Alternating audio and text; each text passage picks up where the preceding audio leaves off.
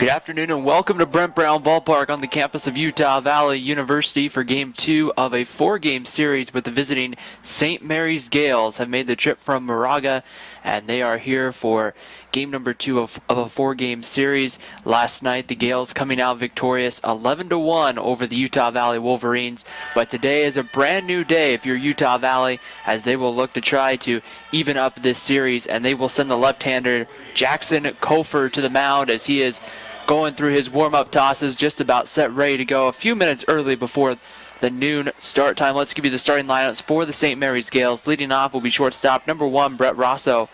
Zach Kirtley, the second baseman, hits in the 2 spot. Colin Ferguson at first base will hit third. Anthony Villa, the third baseman, will hit fourth. Connor Hornsby, moving up a couple spots in the lineup tonight, will hit fifth.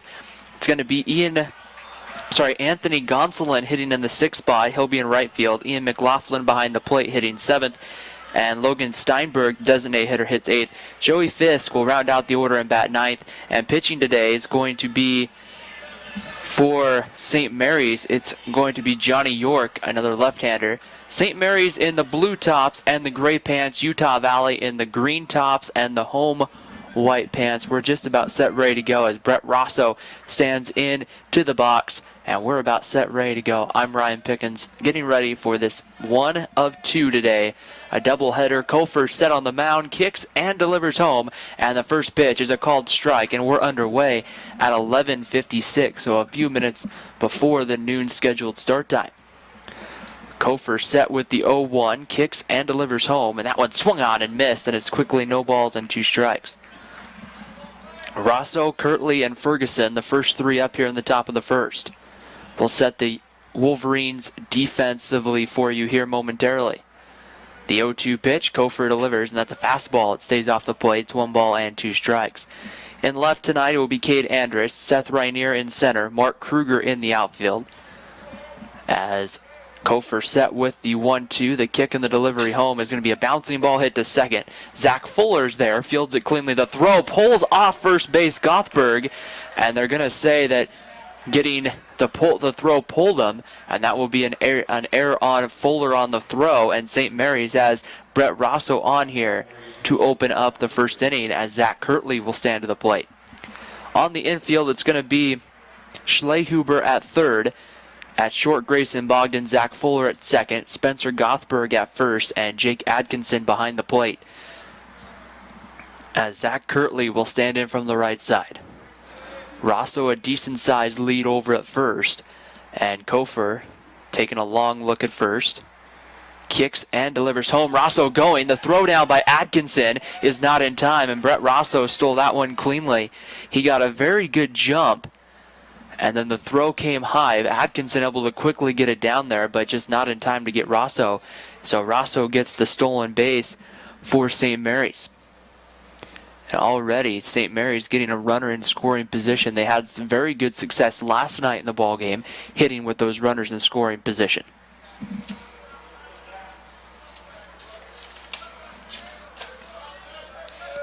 That's Rosso's second stolen base of the season.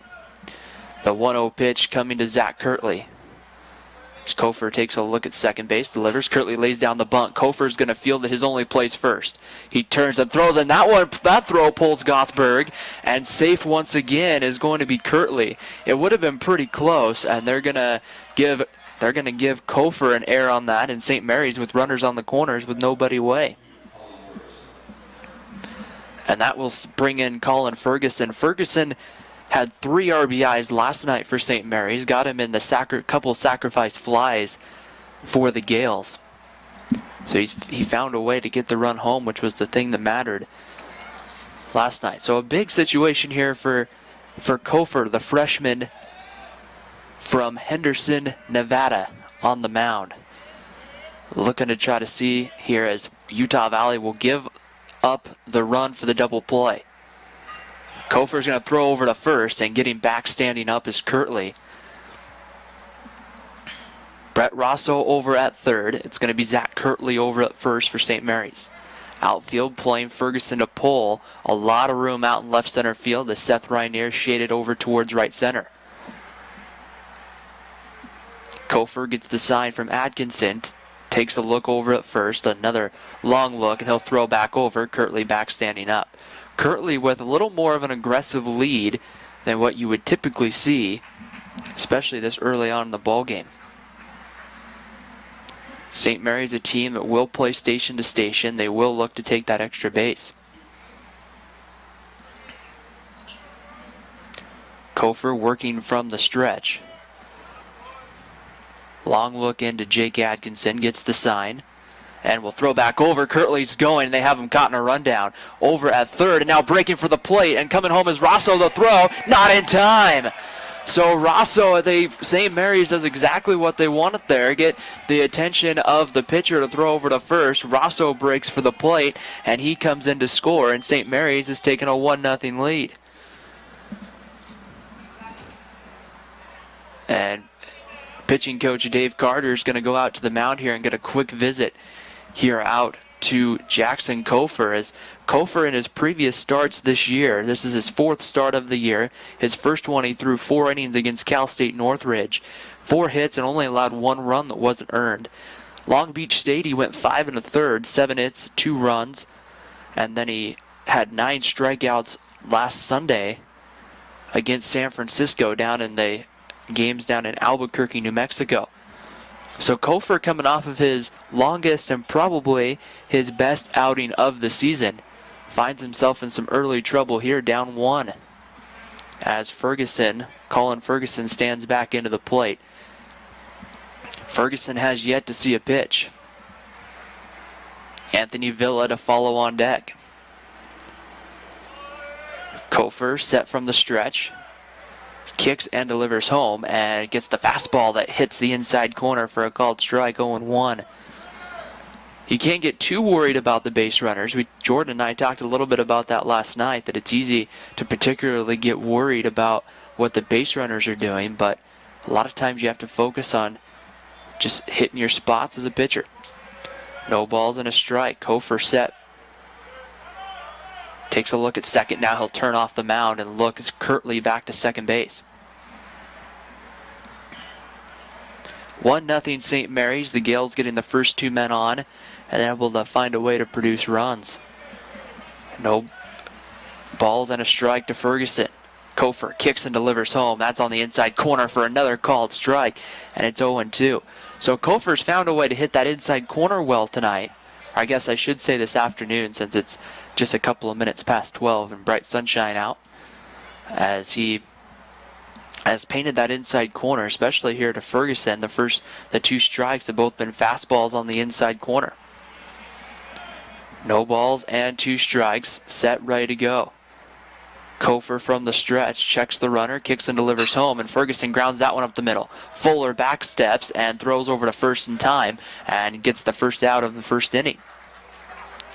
That does, though, move Zach Kirtley down to third base. So with 1 away now, Anthony Villa will come up to the plate here, looking to try to manufacture that second run for the Gales. Villa will come up hitting .333 on the season. He was 2 for 4 in last night's ball game. Wearing number 7, he's the leading home run hitter for the Gales. Kofer set from the stretch, kicks and delivers home, and hits right down the middle with a fastball. No balls and a strike. Villa with 2 home runs on the year. St. Mary's has hit 3 as a team. So not a huge stat that jumps out at you to be the leading home run hitter with 2. But I guess early on in the season it would. The 0-1 pitch, Villa swings in, rolls that one foul over by the Wolverine dugout, and it's quickly 0-2. Kofer, for the most part, has gotten ahead of hitters this afternoon. St. Mary's has just used that speed to their advantage here to get that 1 run on the board. No balls and 2 strikes.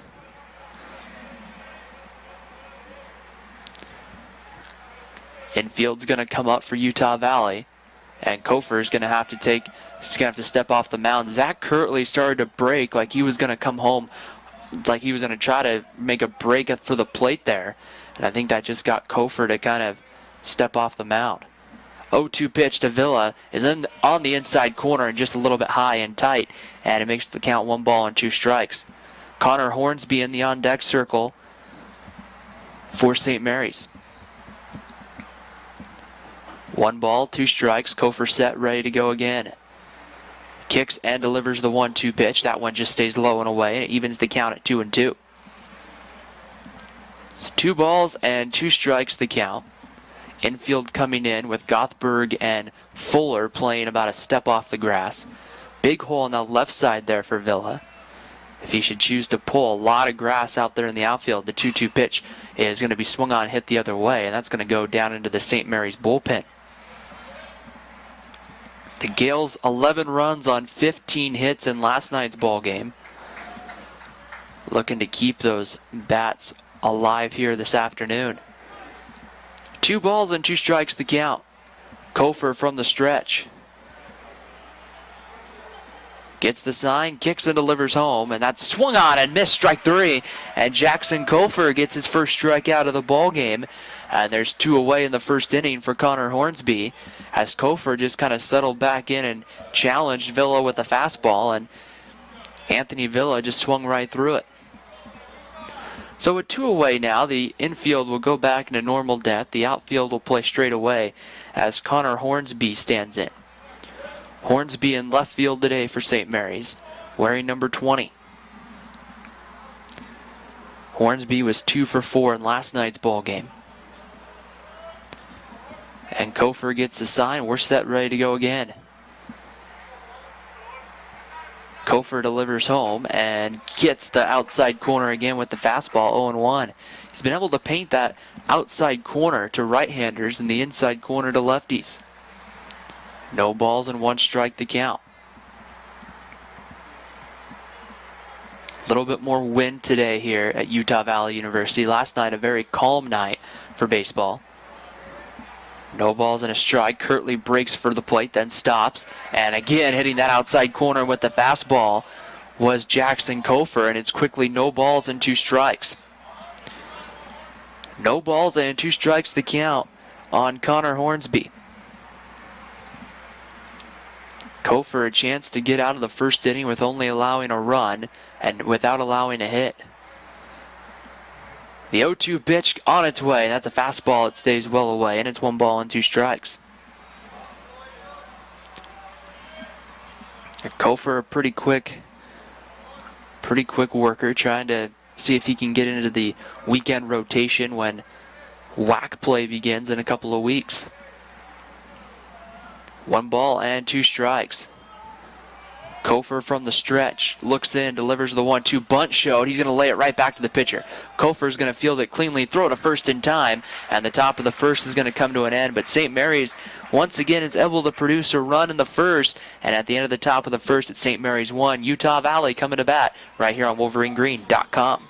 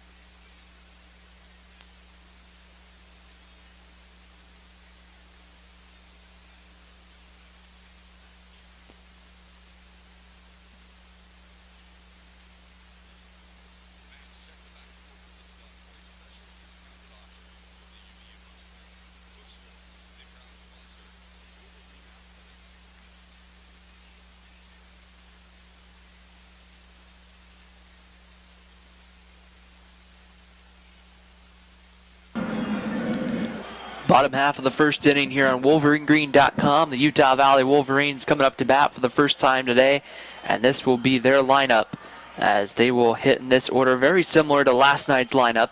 Left fielder Cade Andrus will lead it off. Seth Rainier in center hits in the 2 spot. Mark Kruger will hit third. Spencer Gothberg will hit cleanup. Jake Atkinson moves from the 4 spot to the 5 spot as he looks to erase the 3 strikeout night he had last night.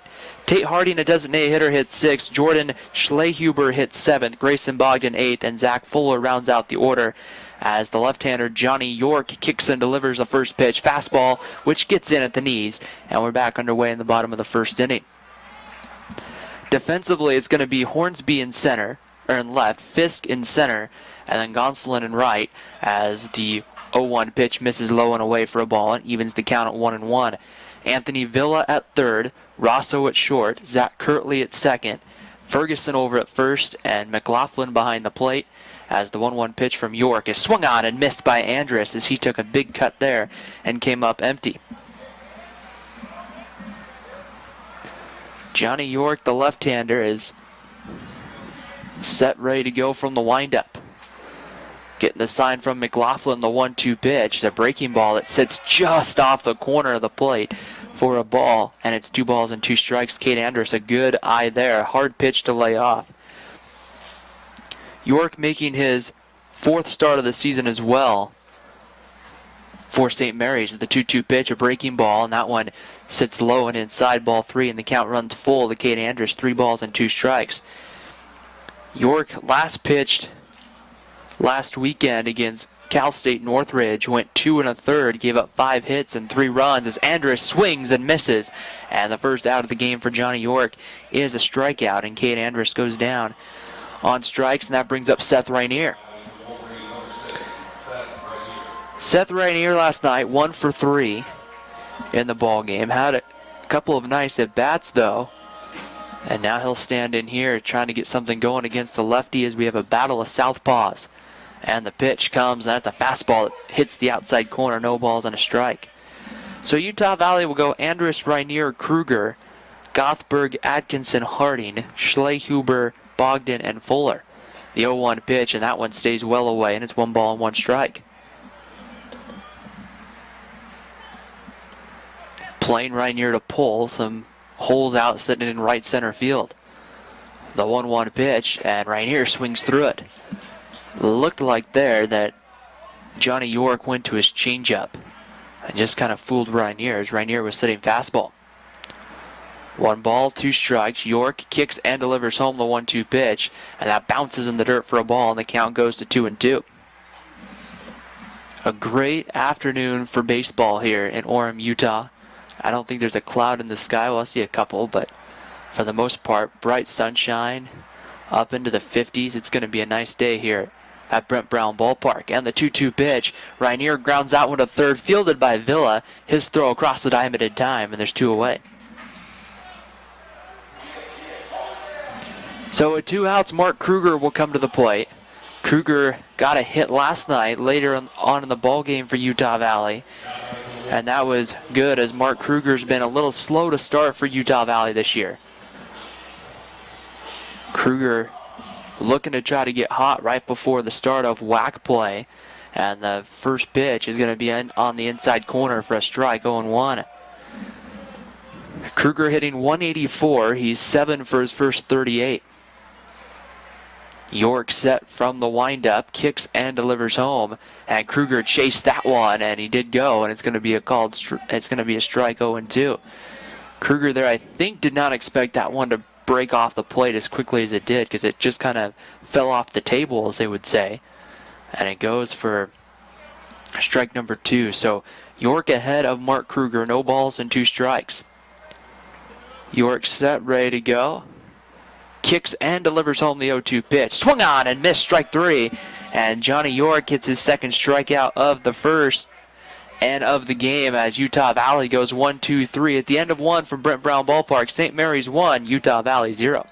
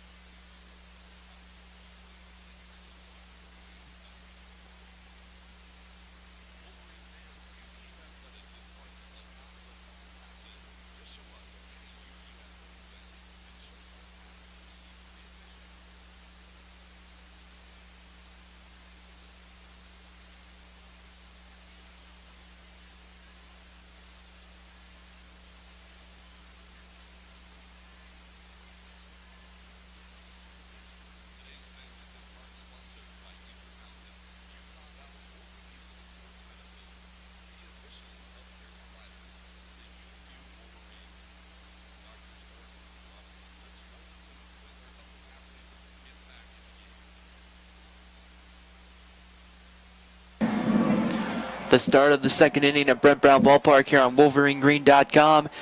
The St. Mary's Gales will come up and send 6, 7, and 8. Anthony Gonsolin, Ian McLaughlin, and Logan Steinberg. Coming up here against Jackson Kofer, who will begin his second inning of work. Here went the first inning with allowing the one run that doesn't come through on a hit. And the first pitch is a fastball away for a ball, 1 ball and no strikes. That run unearned to Jackson Kofer in the first, and the 1-0 pitch comes home, and Gonsolin swings, hits that one hard to left. It's going to fall in one hop off the wall, and they're going to give Gonsolin, it looks like, a ground rule double. So there's a little fence that raised, and I believe that actually sits behind the wall, the left field wall, and it came up and hit off that, and so I believe the umpires threw their hands up and let him know that it was a double. So Anthony Gonsolin starts the second inning off with a double, and now Ian McLaughlin, number 6, will come to the plate. McLaughlin had a decent night last night, 1 for 3, found a way though to knock in 3 runs. Wearing number 6, so I guess a little bit better than decent night. Kofer from the stretch, checks the runner at second base, kicks in, delivers home, bunt showed. McLaughlin lays it down perfectly. Coming to throw by Atkinson is in time, and St. Mary's once again playing small, but able to move the runner, and that's been a big thing that St. Mary's has done all season long, just play station to station, and now that's going to bring up Logan Steinberg. Steinberg had 3 RBIs on 2 base hits last night for St. Mary's. And a couple of those he singled. Well, both of them were on actually RBI singles. One, he had a bases loaded single that scored 2. Infield coming in for Utah Valley. They'll try to cut the run at the plate. And the first pitch is a low fastball for a ball, 1-0. Steinberg takes a step out, looks down to his third base coach to get the sign. Utah Valley outfield playing pretty straight away here for Steinberg. Steinberg hitting .417. He's 5 for his first 12. So getting off to a very hot start. And the 1-0 pitch home is a fastball that hits on the outside corner and evens the count at 1 ball and 1 strike.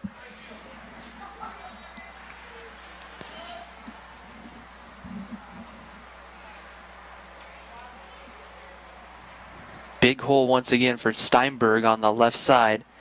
Bogdan playing a little more up the hole, up the middle. So the 1-1 pitch kicks, Kofer delivers. That one's going to be chopped up over the head of Grayson Bogdan. He's going to get a glove on it to keep it in the infield, but that's going to go ahead and spring in Anthony Gonsolin, and St. Mary's has taken a 2-0 lead here in the second on an RBI single by Logan Steinberg, and that's going to bring it to the 9-hole hitter, Joey Fisk. Fisk went 0 for 3 in the game, but did have a walk last night. Found his way on base, and looks like we're going to change out the baseballs here. The second base umpire came out and the third base umpire, Jared Ferens, came and said, hey, we need to change out the baseball. Pancho Flores behind home plate this afternoon. Jeff Clough over at first. So Steinberg gets his lead at first. Kofer kicks and will throw over.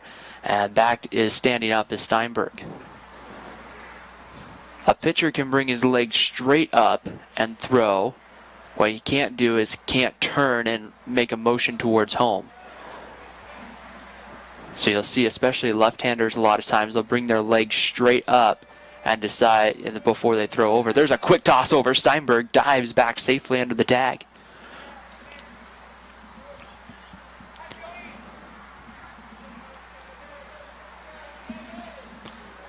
Fisk, a freshman from Poway, California. And the pitch comes, showing bump, pulls it back, and is taken low for a ball. 1 ball and no strikes. Jake Atkinson there behind home plate popped up quickly like he was going to fire down to first. We've seen him a couple of times do that. He has a pretty quick throw from behind home plate down to first, so something to keep an eye on.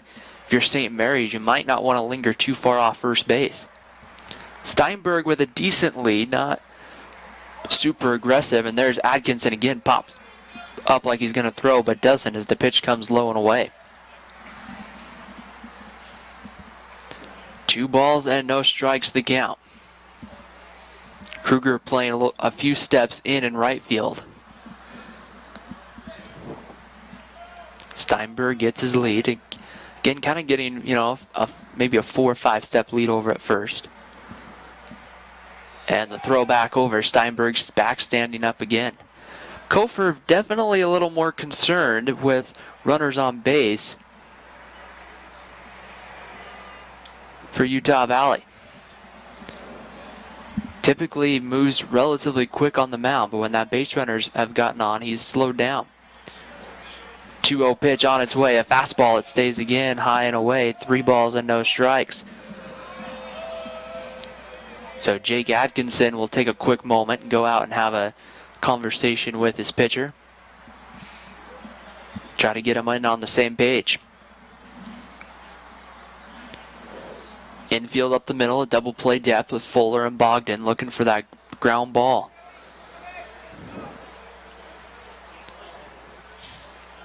Kofor set from the stretch.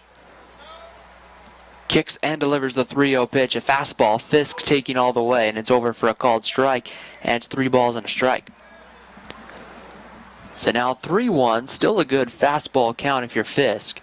You have to like the idea if you're Jackson Kofor here that you're going to throw a fastball, you would think. That's been the pitch today that he's been the most consistent about. 3 balls and a strike. Steinberg gets his lead. Will he run 3-1? And the delivery home, another fastball. That one's low, ball 4. So St. Mary's is finding ways to get guys on. And if you're Utah Valley right now, Jackson Kofor having to throw a lot of pitches and also just kind of struggling to find the strike zone. Utah Valley had to go deep into that bullpen last night. So really you would like to see if you could get 6 innings out of Kofor here, be able to keep from using that bullpen as you have a game after this one still and then a game tomorrow. Back to the top of the lineup, Brett Rosso stands in. Rosso reached on an error, stole second, and then came around to score. 1 out in the inning. Kofor delivers a fastball. It sits in the outside corner and no balls on a strike. Rosso hit a ground ball, just a routine ground ball to Zach Fuller in the first. And then Fuller's throw pulled Gothberg off first base, and that ended up getting the men on. The 0-1 pitch. Rosso takes that one's low and away. It evens the count at 1-1. Then Rosso stole pretty much on the next pitch, stole second base, and got moved over to third on when Zach Kirtley laid down a bunt and reach on an error. Then came around to score later on in the inning. 1 ball, 1 strike. Kofor from the stretch checks the runner at second. Kicks, turns, and now will step off the mound.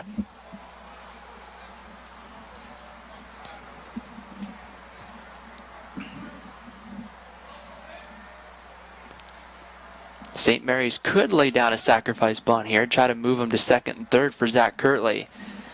Corners are playing in. Utah Valley's preparing for that, and that pitch stays high with the fastball, and it's 2 balls and a strike.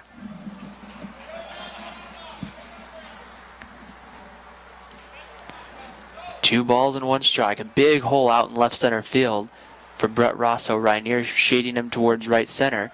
Kruger playing a few steps in. And that one's hit to the right side and fouled away, and it will roll off the netting and go behind the stadium.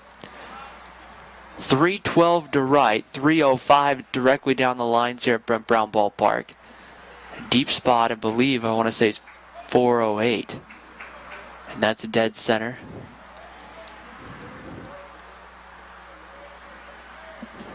Two balls and 2 strikes. Kofor sets, checks the runner.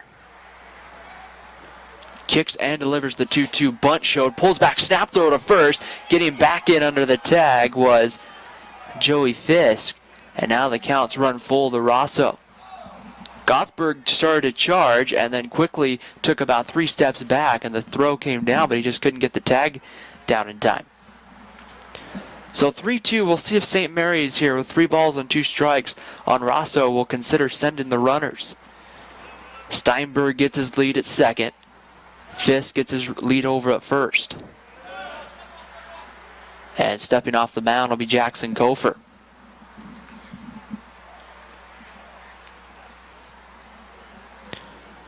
Rosso 8 for his first 27, 2 RBIs on the season.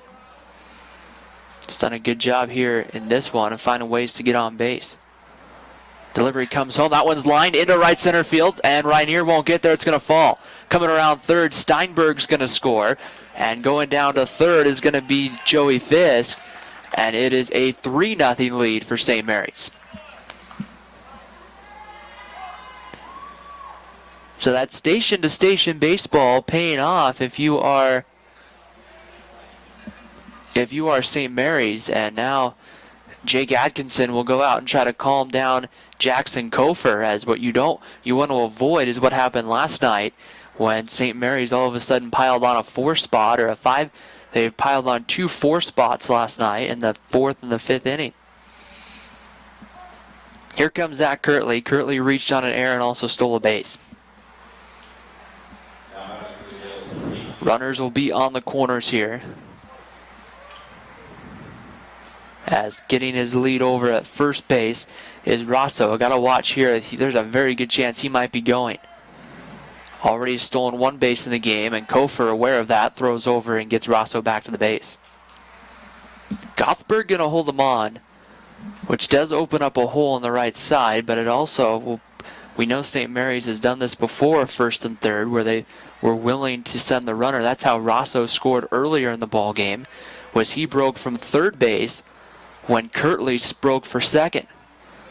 Kofer from the stretch delivers home. Rosso acts like he's going to go, but doesn't, and Kirtley takes high for ball 1. 1 ball and no strikes. So it was in the same situation in the first, but with Rosso at third and Kirtley on first. Zach Kirtley went and then intentionally got caught in the rundown, and then Rosso finally broke for home and beat the throw. The 1-0 pitch comes low and in at the knees, and it evens the count at 1-1.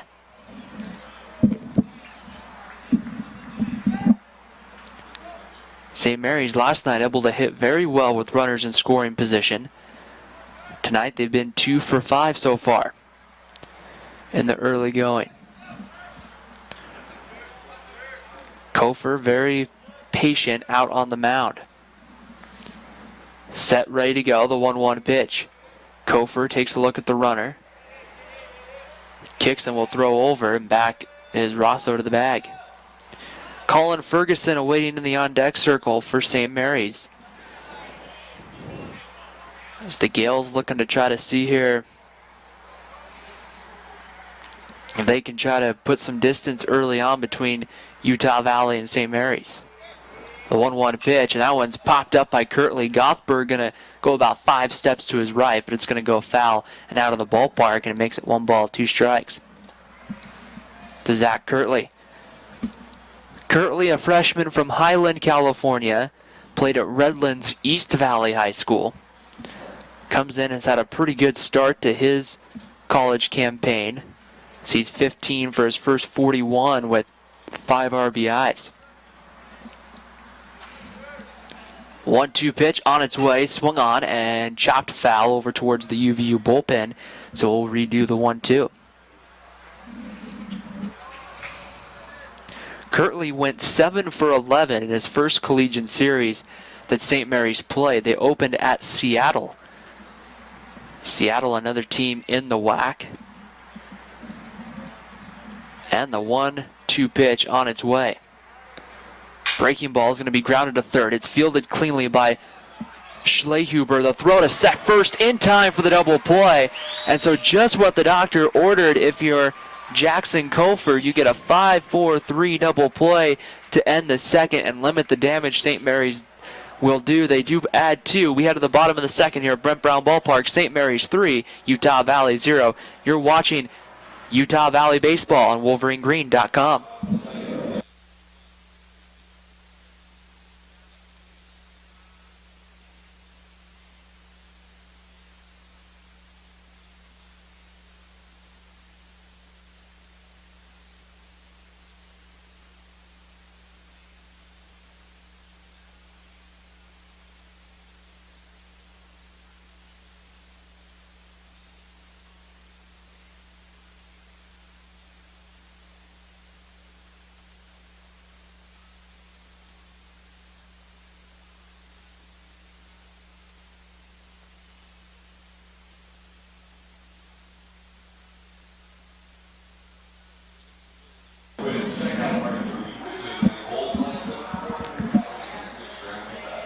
Bottom of the second inning here on WolverineGreen.com.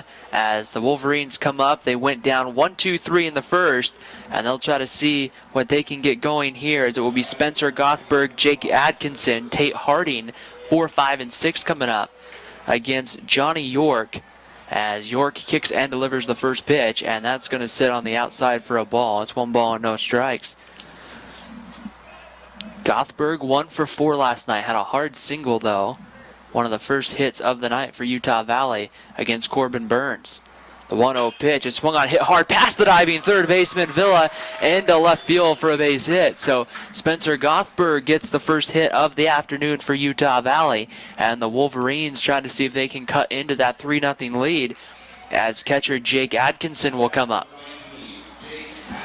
Atkinson, a freshman from Murray, Utah, and Cottonwood High School, had a night last night that hopefully will be a learning experience, as he had 3 strikeouts. Right back in the lineup this afternoon, though, for Eric Madsen and the Wolverines.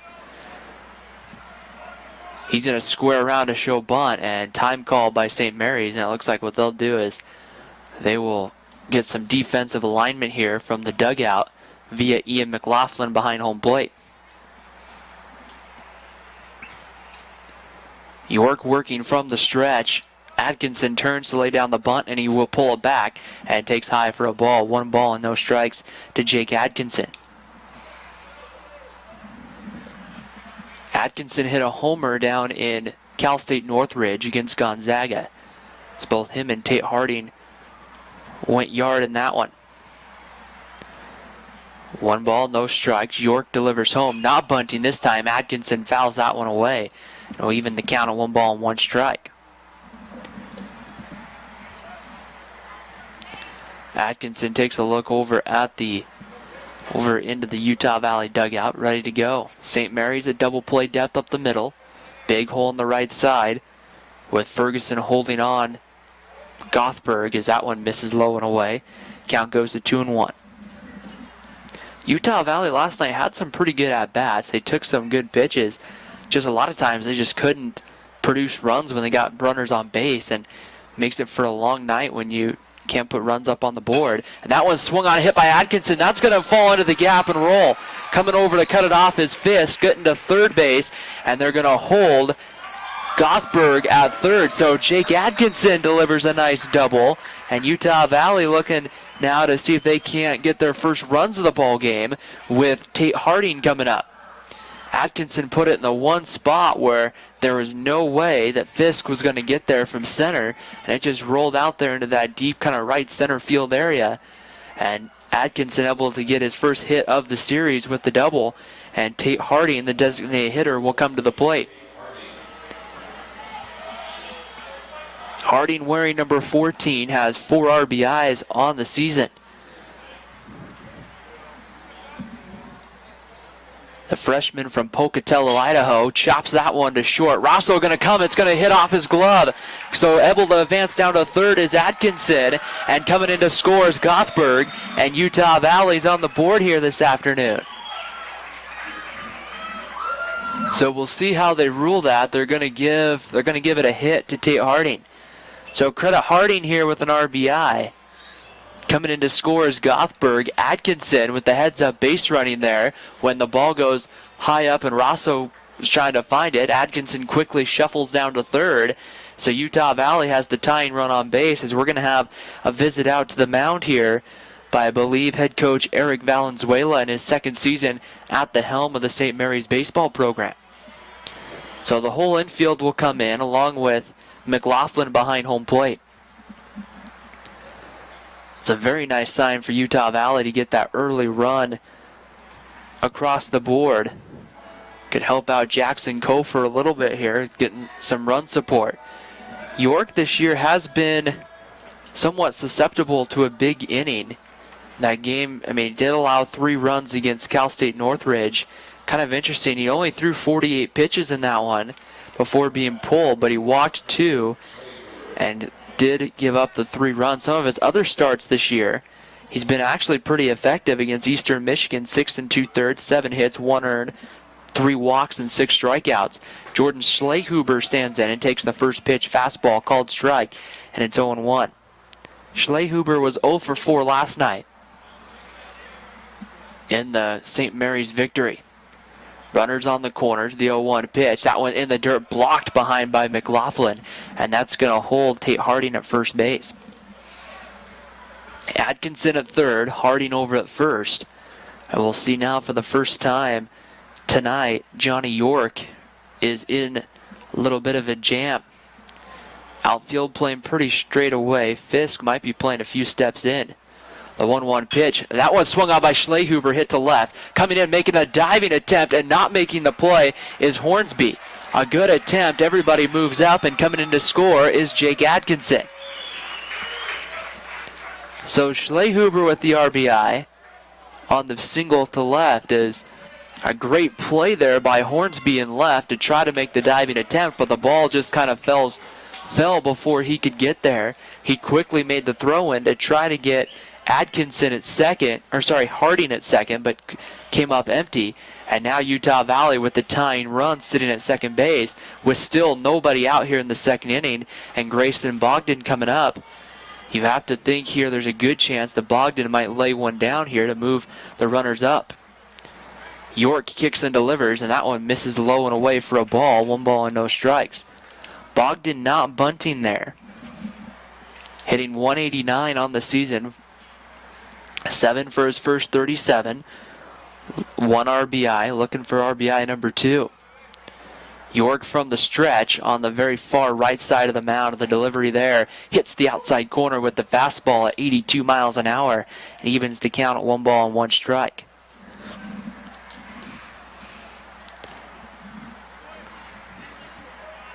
Tate Harding at second. Jordan Schlehuber running at first. 1-1 pitch, and the delivery coming home. Bunt show by Bogdan. He fouled it away, and it's going to be 1 ball and 2 strikes. I don't know, actually, now that I think of it, I never saw the umpire say he got pieces of it. I think he just missed the bunt when he laid it down. So 1 ball and 2 strikes the count to Bogdan. Big hole out in right center. And York delivers home a breaking ball that catches the outside corner for called strike 3. And that will be out number 1 here in the second. Just gets Grayson Bogdan looking as that pitch looked like it was going to be outside at the very last second. It slid back over that outside corner for a called strike 3. I don't think I would have been swinging at that either if I was Grayson Bogdan. So Zach Fuller comes to the plate. Fuller at second base today for Utah Valley, looking to see what he can do here with 1 out. He had a hit last night, and the fastball is in the outside corner. It's called strike 0-1. Fuller 1 for 3 last night. Looks over to get the sign from the Wolverine dugout. Harding gets his lead at second. Schlehuber his lead at first. York gets the sign, checks the runner at second. Kicks and delivers home, and that one misses away for a ball. 1-1. York going with a fastball, kind of a slider, and a changeup, it looks like, for the most part tonight for St. Mary's. That last pitch to Bogdan, definitely the slider that slid back on the outside corner. York kicks and delivers home, and there's a little chopper right back out in front of the mound. York's going to quickly go to first, and in plenty of time. So Zach Fuller there, not maybe a negative out, as he does move Tate Harding to third and Schlehuber to second, but he is retired for the second out of the inning. And back to the top of the lineup in Cade Andrus. And these are big situations for Utah Valley with 2 outs and 2 men in scoring position. Sometimes these can make the difference between winning and losing the ball game. So Cade Andrus stands at 0 for 1, went down on strikes to start the ball game, or the bottom of the first for Utah Valley. York set, ready to go, delivers home, and there's the slider that comes in at the knees for a called strike. He has good control over that slider tonight, as he's been able to drop it back on that inside corner to right-handers, and also been able to drop it on that left corner as well. 0-1 pitch, York delivers, swung on and missed, and Andrus is down in the count 0-2. Andrus took a hack there trying to see if he couldn't make contact and just came up empty. No balls and 2 strikes to Cade Andrus, the Wolverine leadoff hitter. York from the stretch, kicks and delivers, and check swing, did he go? Ball gets away from McLaughlin, the throw, and he's not going to have a throw at first, and Andrus is safe. So Andrus technically strikes out, but advances to first on the pass ball. And so Utah Valley has the bases loaded here, and Seth Rainier coming to the plate. So Rainier looking here to come up clutch. He grounded out in the first inning, grounded out to Anthony Villa at third base.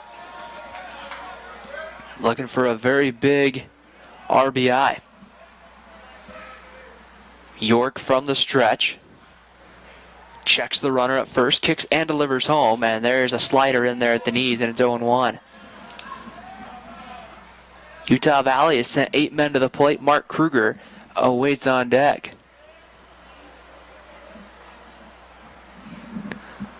No balls and 1 strike. York set, ready to go again. Kicks and delivers home. That one misses low with the fastball and evens the count at 1. 1 ball and 1 strike. Tate Harding at third. Jordan Schlehuber at second. Running over at first is Cade Andrus. 1 ball, 1 strike to Rainier, and there's another breaking ball that gets in there at the knees and makes it 1 ball and 2 strikes. So 3 balls, 2 strikes, or 1 ball, 2 strikes with 2 outs. And York delivers home, and Rainier swings and fouls that one away, and we'll redo the 1-2.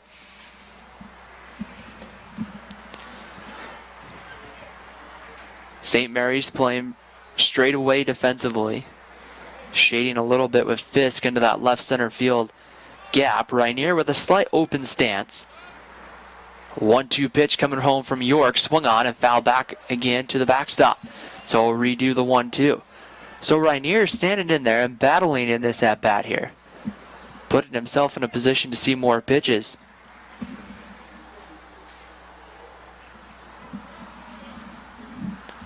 One ball and 2 strikes. York from the stretch. Kicks and delivers the 1-2 pitch. That one blocked in the dirt by McLaughlin and evens the count at 2-2.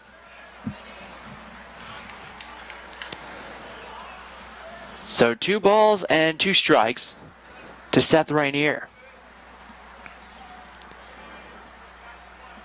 Runners gets their lead, and the 2-2 pitch is going to be popped up, and that one's going to go foul out onto the berm down the left field line. And we'll redo the 2-2. Rainier really pushing it here. This will be the 8th pitch of this at-bat. So getting that pitch count up for York. From the stretch, York looks in, gets the sign. Kicks and delivers home, and that one's fouled away to the right. So Rainier standing in and fighting here, fouling some pitches off, doing a lot of things here that would help this at bat, help see more pitches. The more pitches you can see, the better off you can get a read on a pitcher. York set, the 2-2 pitch, kicks and delivers home, swung on and missed by Rainier. And he didn't get contact with that one, and that will end the second inning.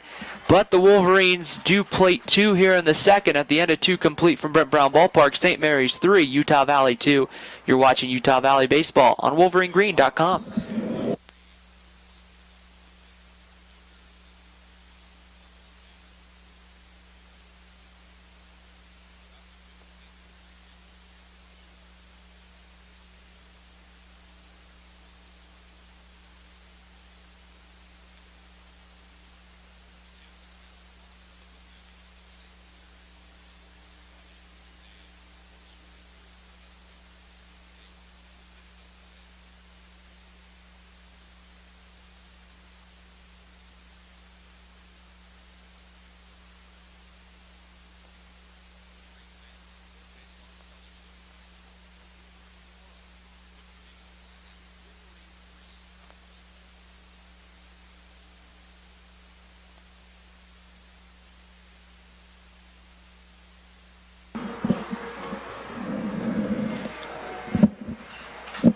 Start of the third inning on WolverineGreen.com. A beautiful afternoon for baseball here at Brent Brown Ballpark. The Wasatch Mountains covered with just enough snow at the top. A beautiful 50-degree afternoon as Colin Ferguson will stand in for St. Mary's. It will be Colin Ferguson, Anthony Villa, and Connor Hornsby. 3, 4, and 5 coming up. And the first pitch, a slider, gets in there at the knees for Ferguson. No balls and a strike. Ferguson grounded out to Zach Fuller in the first inning. Jackson Kofer set the 0-1 pitch on its way, and that one's going to be fouled away by Ferguson into about the fifth row down the third base line. It's 0-2. So right there, Ferguson just getting jammed and got enough on it just to foul it away. So no balls and 2 strikes to Colin Ferguson. Kofer looking for the strikeout pitch, and that one stays high with the fastball, and it's 1-2. Kofer in the first had pretty good success against this middle part of the St. Mary's lineup. Got all 3 of them out. The 1-2 pitch, kicks and delivers home. Swung on and missed, strike 3. So Jackson Kofer goes back to the slider there and gets Ferguson to swing through it, and makes the first out of the third inning, and Anthony Villa is going to come to the plate. Villa on the day is 0 for 1 with a strikeout back in the first. Kofer set on the mound, kicks and delivers home, and the pitch comes low for a ball, 1-0.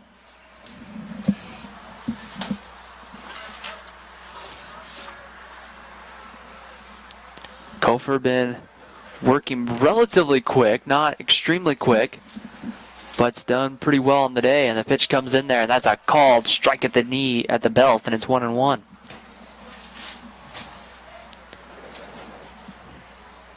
Kofer pretty much gets the sign, gets right back on the mound, gets set ready to go, the 1-1. And that's in there on the outside corner with the 84-mile-an-hour fastball. It makes the count 1 ball and 2 strikes. Kofer's done pretty well outside of when base runners get on tonight.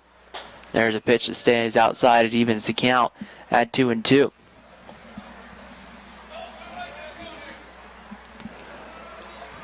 So 2 balls and 2 strikes. Kofer kicks and delivers home.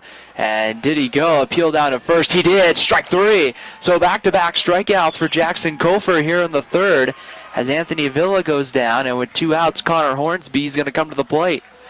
So Kofer settling in very well on the night, or on the afternoon. As after the unearned run in the first and then the earned runs in the second, he has settled in here to the third to strike out the first 2 hitters. Connor Hornsby steps in. Hornsby grounded back to Kofer to end the first inning. It kicks and delivers, and there's a fastball in the outside corner. It's 0-1. Hornsby in left field today, hitting in the 5 spot. And the 0-1 pitch, Kofer quickly delivers. That was swung on, hit hard to left field. That's going to one-hop and roll to the wall. Andrus over to cut it off. Hornsby takes a hard turn, but will have to hold after the quick throw in from Cade Andrus. And St. Mary's has a 2-out single here in the third, and Anthony Gonsolin will come to the plate. Not much doubt on that one, as that one was tagged pretty well, but you have to give Cade Andrus a lot of credit there. He got over there quickly, cut the ball off, and made a great throw in. So with 2 away, Gonsolin comes up. Anthony Gonsolin doubled and scored in the second. And Kofer kicks and delivers home, and Gonsolin chops that one high. Bogdan behind it, and it goes right off his glove and rolls into left field. So moving and going down to third, and getting there is Hornsby sliding in.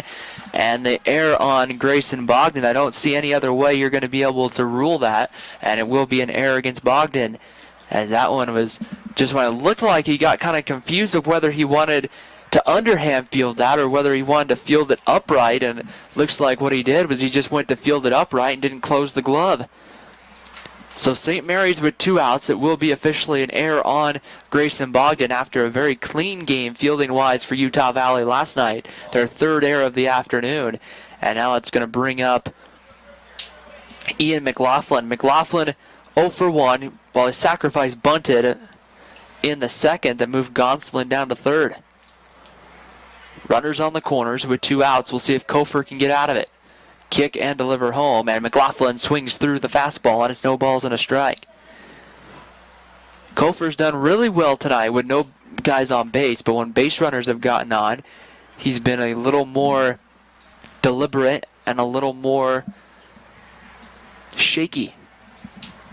No balls and a strike. Kofer from the stretch. Runners get their lead on the corners. And the 0-1 pitch on its way. And that one's going to get to the backstop. Coming in and trying to score is Hornsby, and he'll score easily. Going all the way to third. The throw. Gonsolin slides in safely. So St. Mary's able to, on the either the pass ball or the wild pitch, get the run in. Gonsolin able to advance all the way to third. And it's going to be a stolen base and a pass ball, as I guess Gonsolin was going with the pitch. And so on the pass ball, Hornsby scores, and it's now a 4-2 St. Mary's lead. Still a 1-ball, 1-strike count to McLaughlin in the delivery home. And that one's going to bounce away and roll away from Atkinson. Coming in to score is Gonsolin. So St. Mary's taking a 5-2 lead here in the third. As a wild pitch, Anthony Gonsolin comes in to score. And so not what you want to do there if you're Utah Valley is give away runs on wild pitches and mistakes that could be avoided.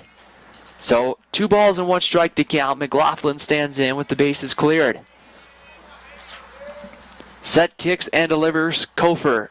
And that one stays high, ball 3. 3 balls and 1 strike. It'll be Steinberg on deck to follow.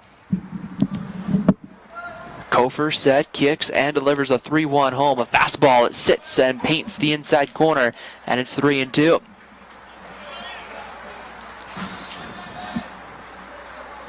Three balls and 2 strikes, quickly set, ready to go. The 3-2 delivery by Kofer. And that one bounces low and in the dirt, skips away from Atkinson. And that will be ball 4 for Ian McLaughlin. So Jake Atkinson having a hard time keeping the ball in front of him here in the third. The pitches have been kind of low, and Dave Carter's going to head out to the mound here to have a word with Jackson Kofer after the very nice start to the inning. A couple of, again, base runners for St. Mary's gets on, and Utah Valley, the whole game kind of changes for him. McLaughlin walks. Overall, Jackson Kofer tonight has pitched pretty well. 2 2/3 innings. He has given up 5 runs, but only 2 of them earned. Struck out 3 and has walked 2, but for the most part, he's done pretty well. St. Mary's having a hard time hitting with runners in scoring position, but have just found different ways to produce runs, as Dave Carter will make the long walk back to the dugout here,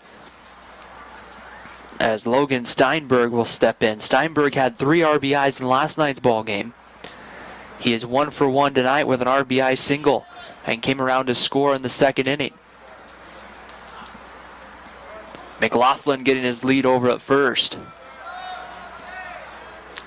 Kofer set from the stretch. Kicks and delivers home, and the first pitch paints the outside corner. No 0-1. Joey Fisk on deck to follow. Kofer set from the stretch. Checks the runner. And kicks and delivers home. The 0-1 pitch again hits the outside corner. No balls and 2 strikes. No balls and 2 strikes to count on Logan Steinberg.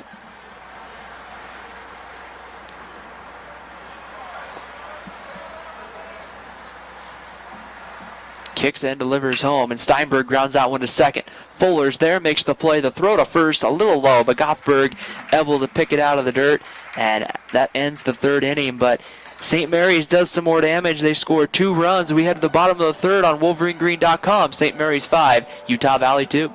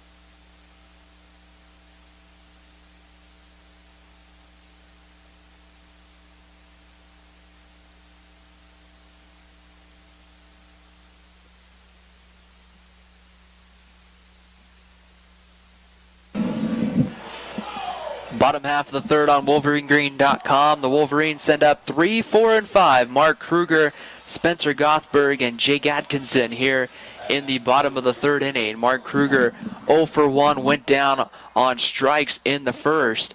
As back to work goes Johnny York, and the delivery is in there with the fastball that sits about thigh high, and it's taken for a strike by Kruger. No balls and a strike. York set once again from the windup, kicks and delivers home, and that one's grounded to second. Fielded there by Kirtley. His throw to first in time. There's one away. So Johnny York had quite the breather there in the top of the third. It's not quite as cold tonight or this afternoon, so St. Mary's not having to send their pitchers down to the bullpen a couple of times to warm up like they did last night. But now he'll face Spencer Gothberg. Gothberg started everything in the second with a single and then came around to score. And the first pitch is a breaking ball that misses away for a ball. 1 ball and no strikes. Big hole in the right side for Gothberg. And the 1-0 pitch is swung on, grounded back up the middle. Coming over is Rosso, makes the play. The throw to first is not going to be in time, and Spencer Gothberg beats that out for a base hit. So the second time tonight that Spencer Gothberg has got on with a single, and now that brings up Jake Atkinson. Now that started off really well in the second inning for the Wolverines as Jake Atkinson put a ball in the right center field gap that he was able to beat out and get to second base. So we'll see here what Atkinson can do here. He came around to score as well. And that one in the dirt, kind of blocked, breaking for second. Gothberg, here's the throw. Down, is it in time? Yes, it is! And so Spencer Gothberg, trying to advance, gets thrown out for the second out of the inning. And now the bases will be cleared for Atkinson, who's got a 1 ball, no strike count. A good turnout here at Utah Valley for baseball this afternoon. The 1-0 pitch, York delivers, and that one's going to be fouled away back above us. It will hit off the roof here of the concourse. So 1 ball, 1 strike to count. Atkinson from the right side of the plate. York kicks and delivers home, and that one's going to be a check swing. They're going to appeal the first. He did not go. And it's ball 2, 2-1. I'm kind of surprised there was an appeal there because he moved the bat, but he just kind of moved it like he wanted to swing, but maybe for less than a second did he move the bat. 2 balls and a strike as Atkinson fouls that one away, and it's 2-2. York 2-1 on the year. 2.40 ERA and settling in well here in this one. The 2-2 pitch, York delivers, and that one's going to be bounced to first, foul, and that will be fielded over there by Cooper Fouts, the first base coach for Utah Valley. Cooper Fouts in the first base coaching box. Dave Carter, the associate head coach, over in the third base dugout. Or the third base coaching box, I should say. 2-2 pitch is away for ball 3, as the rest of the Wolverines are in the third base dugout. And a 3-2 count coming here to Jake Atkinson. Set, ready to go. Kicks and delivers. York comes home. Swung on and missed by Atkinson. The ball's dropped by McLaughlin, but is thrown down in time. And the Wolverines pretty much go 1-2-3 here in the third. At the end of 3 from Brent Brown Ballpark, it's St. Mary's 5, UVU 2. You're watching UVU Baseball on WolverineGreen.com.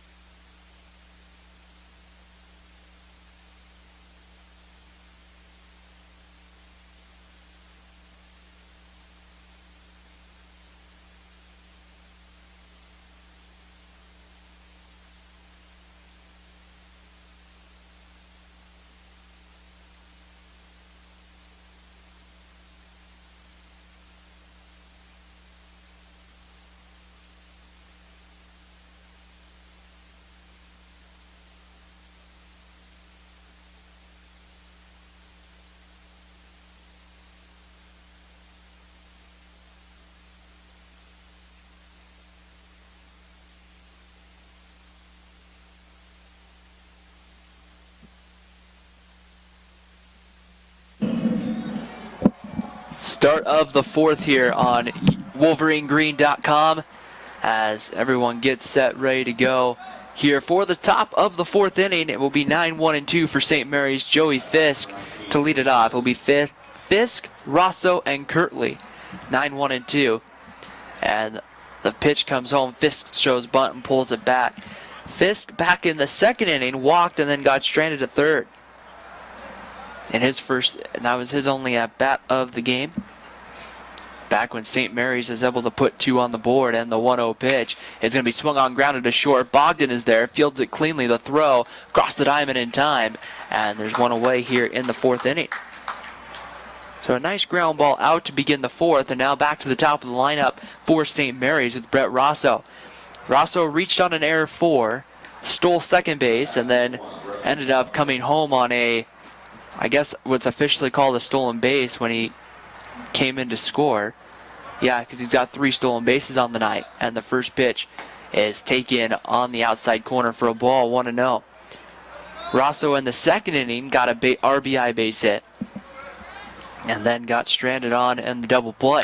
That one's grounded hard past the third baseman, Schlehuber, into left field for a base hit. So Rosso with his second hit of the night, and his third time on the base pass for St. Mary's. And Jordan and I talked a little bit about it last night during the game, but just he just does a great job at the top of that lineup, finding ways to get on base.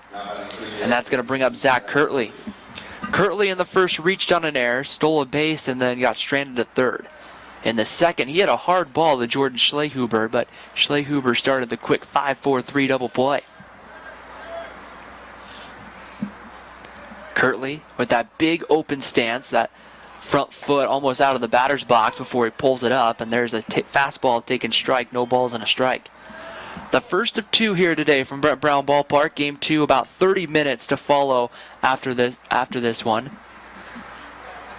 Caden Schmidt gets the ball for Utah Valley.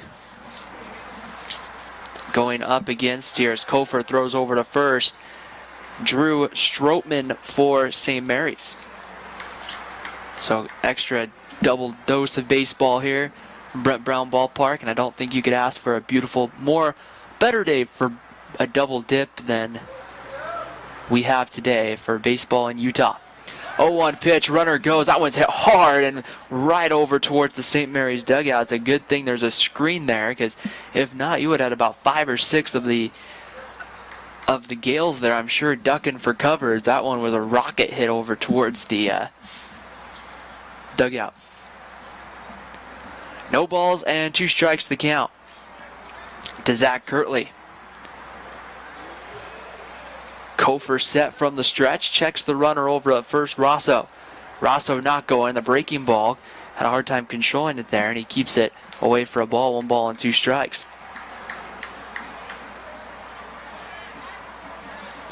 One ball, 2 strikes, 1 away, top of the fourth inning.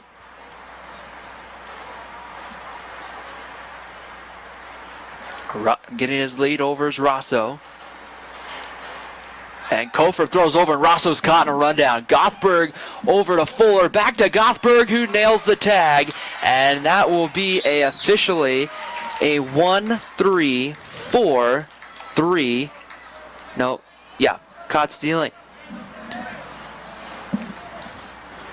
So a nice job by Kofer there to throw over and caught Rosso leaning. That's the second time this season that Rosso's been caught stealing, as he's now 4 for 6 on the season.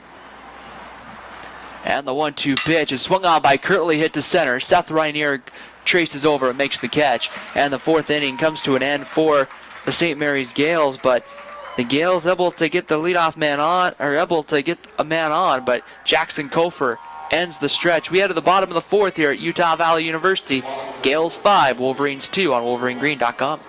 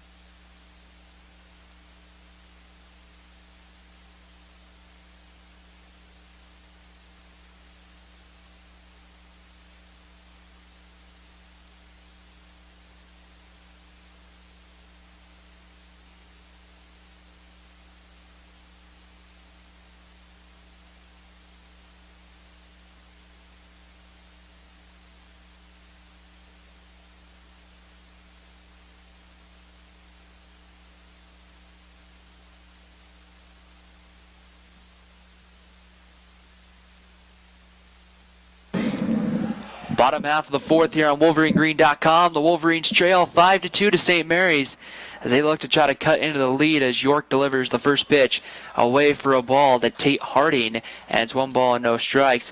Harding had an RBI single in the second, as it will be Harding, Schlehuber, and Bogdan, 6, 7, and 8 coming up. The 1-0 pitch is swung on and grounded to third, and that's going to roll foul, and evens the count at 1 ball and 1 strike.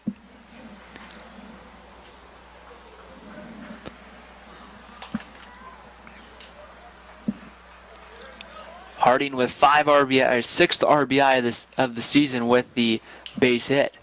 The 1-1 pitch, York delivers home, and Harding takes low, ball 2, 2-1. Utah Valley looking to just try to get a run here, a run here, a run there to try to cut back into this lead. The 2-1 pitch, York delivers home, and swung on and missed by Harding as he took a nasty cut at that and came up empty.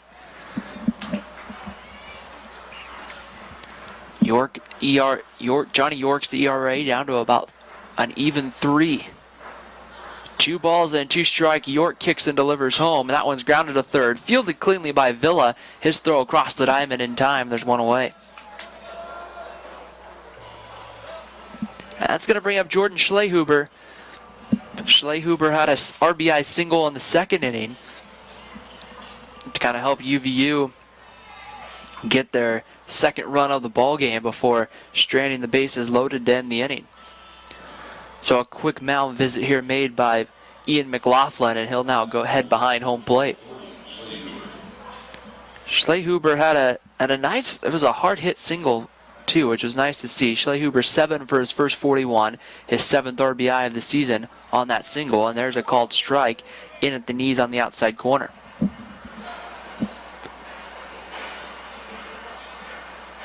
No balls and a strike. York set, gets the sign, delivers home. A breaking ball that paints the outside corner, and it's 0-2.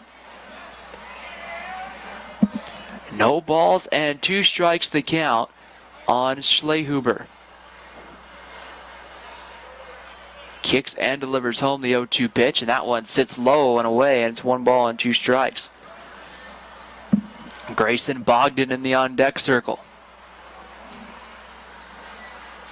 1-2 pitch, York delivers home, and that one's going to be swung on and fouled away.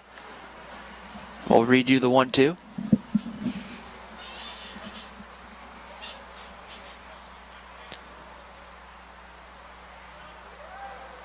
One ball, 2 strikes. York kicks and delivers home, and that one bounces in the dirt. A good block by McLaughlin, and evens the count at 2-2. Take a look at some of the other games going on throughout the WAC today. That's the ACC. I don't think we want the ACC.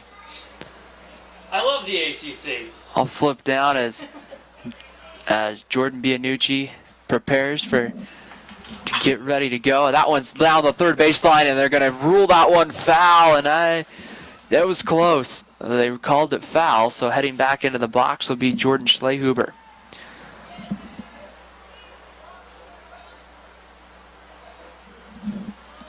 Tennessee, or Grand Canyon, actually leading the Tennessee Volunteers 1-0. That game in the bottom of the 7th in Knoxville. So Grand Canyon doing some work down there. Schlehuber does some work here and singles back up the middle.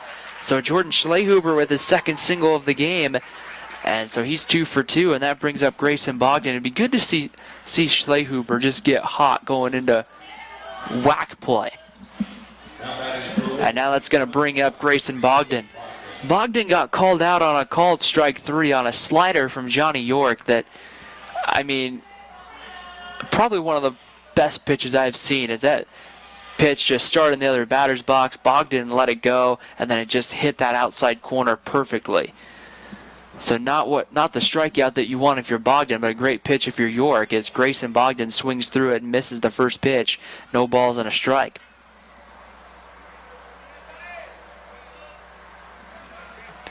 No balls and 1 strike to count. Schlehuber over at first. Getting set here. It looks like we have waiting for Bogdan to get back in the batter's box. He is now ready to go. The 0-1 pitch. Swung on and missed by Bogdan again, as that one looked to be just a little off the plate. Some of the other scores: North Dakota State leading Northern Colorado 1-0, bottom of the 3rd in Greeley. Nebraska-Omaha leading North Dakota 5-3 in the bottom of the third. Rest of the games are coming up later tonight. No balls and 2 strikes, the delivery home. Bogdan swings and misses and goes down on strikes for the second time this afternoon. So with 2 outs in the fourth, his second baseman Zach Fuller is going to stand up. Some of those other games throughout the WAC, Sacramento State at home for UC Santa Barbara. The Gauchos, number 23 in the country. Chicago State is in Berkeley taking on Cal. Northern Kentucky and New Mexico State is going to play, but that one it looks like has been canceled due to some travel problems. And then North Dakota State, Northern Colorado will play another game later today as well. And there's a breaking ball that sits on the outside corner for a called strike, 0-1. Zach Fuller 0 for 1 today, grounded out to the pitcher for the second out in the second inning. Gunner gets his lead over at first to Schlehuber. York checks the runner at first, delivers home, and hits the outside corner with that slider at 72 miles an hour, and he's quickly down in the count 0-2. No balls and 2 strikes the count on Zach Fuller. And the 0-2 pitch, Fuller's going to hit that one to short. It's fielded, they'll go to second for the easy play, and that will end the fourth inning on the fielder's choice. So at the end of 4 from Brent Brown Ballpark in Orem, Utah, it is St. Mary's 5, Utah Valley 2. You're watching Utah Valley Baseball on WolverineGreen.com.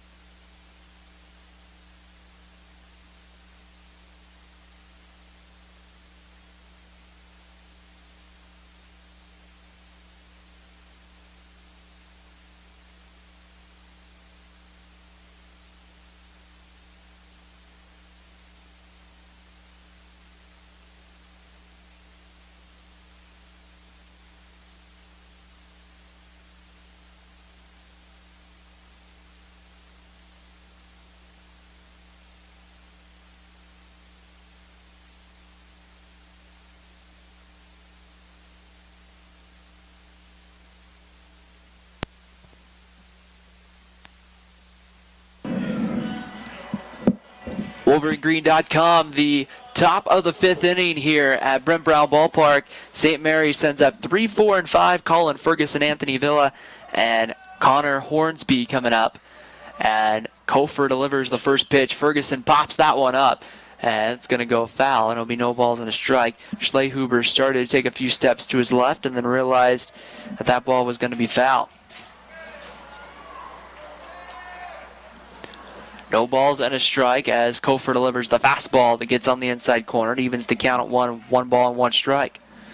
It's good for Utah Valley to get Kofer to go deep into this ball game after all the pitchers they had to use last night.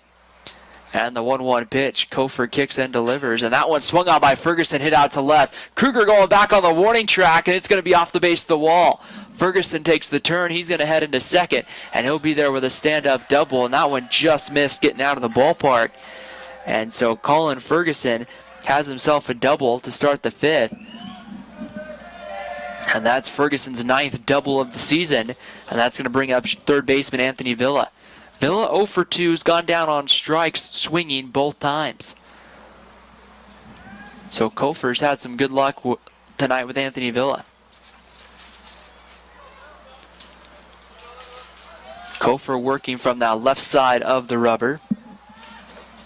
Interesting, York prefers the far right side. Kofer prefers the far left side.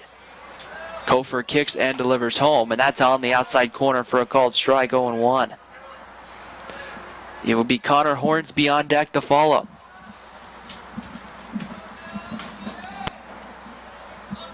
No balls and a strike. Kofer working from the stretch. Checks Ferguson at second, looks in, kicks and delivers home. That's a fastball that stays away for a ball. It's 2-0 to Villa. Outfield playing pretty straight away, a little more deep.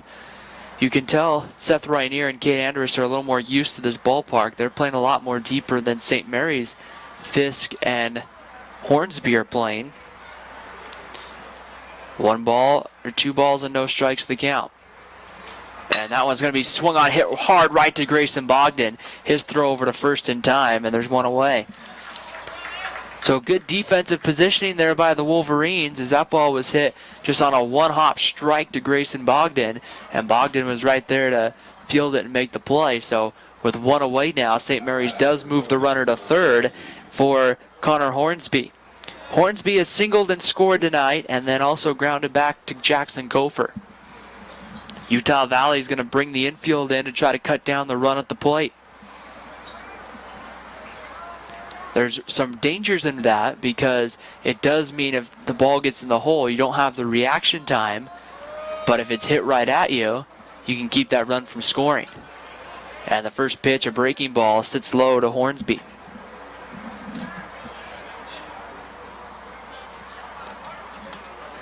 One ball, no strikes to count. Hornsby wearing number 20. St. Mary's wearing blue tops, gray pants with white numbers.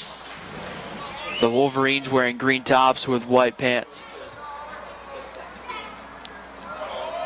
1 ball, no strikes, and the kick and the delivery home is going to be swung on and hit into right center field. That's going to fall for Hornsby. Trotting home to score is Colin Ferguson, and St. Mary's takes a 6-2 lead here in the 5th with an RBI single by Colin Ferguson. Or by Connor Hornsby, I'm sorry. And now it's going to bring up Anthony Gonsolin. At bat number 15, Anthony Gonsolin.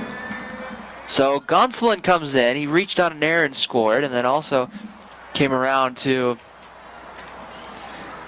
doubled back in the second and came around to score himself as well. Gonsolin wearing number 15.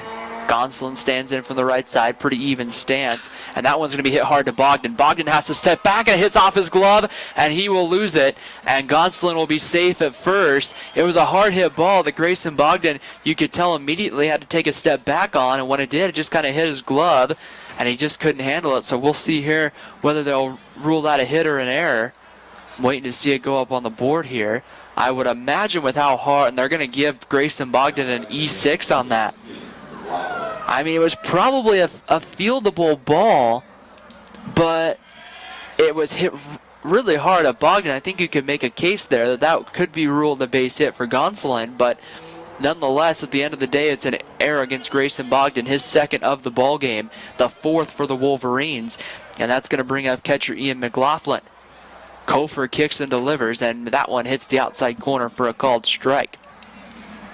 Game 2 of this doubleheader, 30 minutes to follow the conclusion of Game 1. Some action now heading into the Utah Valley bullpen. Trying to see who that is down there. I believe it's 24, Jaron Adam. And it is. As Kofer delivers the 0-1. That one's going to be tagged into right past the diving Zach Fuller.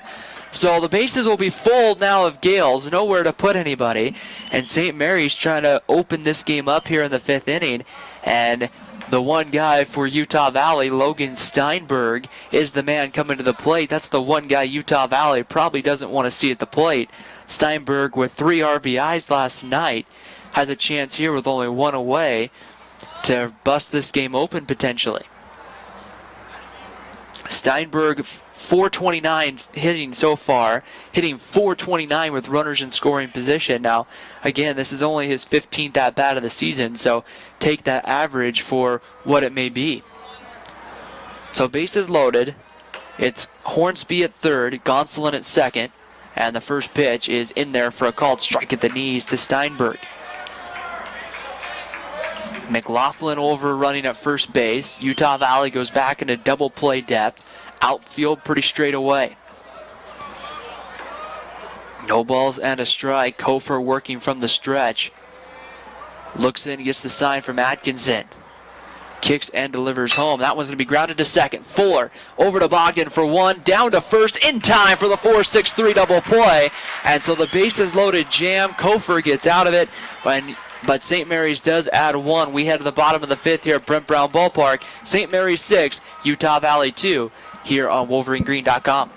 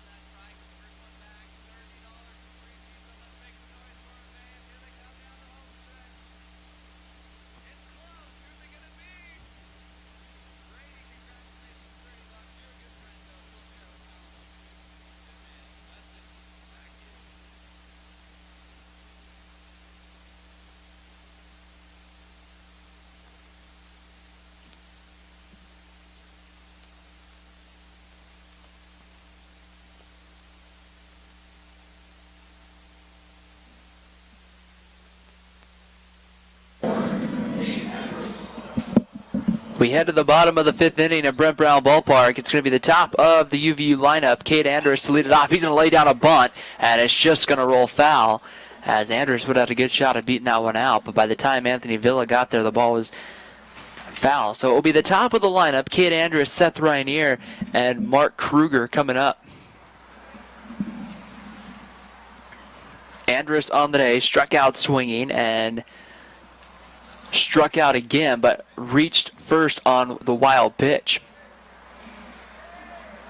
York set from the windup here to face Andrus. And kicks and delivers home, and that one's going to be check swing. Waiting to see here. Then it looks like they're going to say it was a ball. No appeal down to Jeff Clough at first base. Andrus hitting .209 on the year. 9 for his first 43. Trying to get going. He had a great year at the end of the season last year, and that fastball misses a little low, and it's 2 balls and a strike. Utah Valley home again right after this for a 30-minute break in between. Home tomorrow at noon for Game 4 as Andrus swings through it, and it comes 2 balls and 2 strikes. And then home Tuesday night at 6 o'clock for BYU. Which will be a fun one before heading off to Omaha to take on Creighton. The 2-2 pitch from Kofer swung on and missed, and it's going to be strike 3 as holding on to the ball was McLaughlin. So the third strikeout of the game for Cade Andrus, and that's going to bring up Seth Rainier. Rainier was up in the second inning with the bases loaded and went down swinging to strand the bases loaded for Utah Valley. Rainier struck out and also is grounded to third, and the first pitch to Seth is low for a ball as it bounces in the dirt. 1 ball and no strikes to the count. York looks in, gets the sign from McLaughlin, delivers home. That one's going to be fouled away, and it evens the count at 1.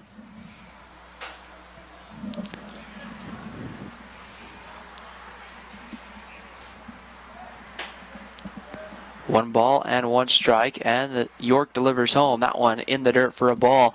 2 balls and a strike. Utah Valley has one more non-conference series. They'll play Utah on St. Patrick's Day, March 17th, and then head for 3 games in Seattle to open up WAC play. And that one's fouled away, evens the count at 2-2. That will open up WAC play, but that will also be a game Seattle University plays their home games, I believe, up in Bremerton or Bellingham. And the 2-2 pitch, Rainier's going to hit that one to right. It's got some carry on it. Going back, Gonsolin reaches up and it goes off his glove. So it hits off his glove. Rainier's going to pull up into second with a one out. Believe that's probably going to be ruled an E9. And they're going to say, we'll see here officially, but it's going to be officially ruled a hit. I guess, Gonsolin had to turn a little bit and probably just kind of lost it, but we'll kind of see in a long run for Gonsolin as well. As a quick visit out to the mound here, Mark Kruger comes up to the plate, and it'll be interesting here to see. I wouldn't think with the way Kruger's been hitting that St. Mary's would even think about putting him on for Gothberg. Gothberg does have 2 hits tonight, 2 of the 7 Wolverine hits, and officially goes up on the board as a hit for Seth Rainier. So here comes Mark Kruger with 1 out in the 5th. York kicks and delivers home, and Kruger takes a fastball at the knees for a strike, 0-1. Kruger struck out in the 1st and grounded out to second in the 3rd inning. York working from the stretch. Working pretty quickly, not really concerned with the base runners. And Kruger rolls over that one right to second. Bobbled by Kirtley, but he'll make the throw over to first. And there's 2 outs here in the 5th inning, And that brings up Spencer Gothberg. So Kruger's done that a couple of times tonight where he just kind of rolled his hands over on the baseball and just hit it right to Kirtley. And now Spencer Gothberg with 2 outs and a runner sitting on a 3rd. Gothberg with a couple of hits tonight. Looking here to try to get that 3rd run of the ball game up on the board for Utah Valley. Action continuing in the Wolverine bullpen, and there's a slider. It hits the outside corner for a strike, 0-1. No balls and 1 strike to Gothberg. Gothberg gets pretty low in the batter's box and hits that one a chopper to short. It's fielded cleanly. The throw by Rosso's in time to retire Gothberg, so the run will not score. At the end of 5 here from Utah Valley University, St. Mary's 6, Utah Valley 2. You're watching Utah Valley University Baseball on WolverineGreen.com.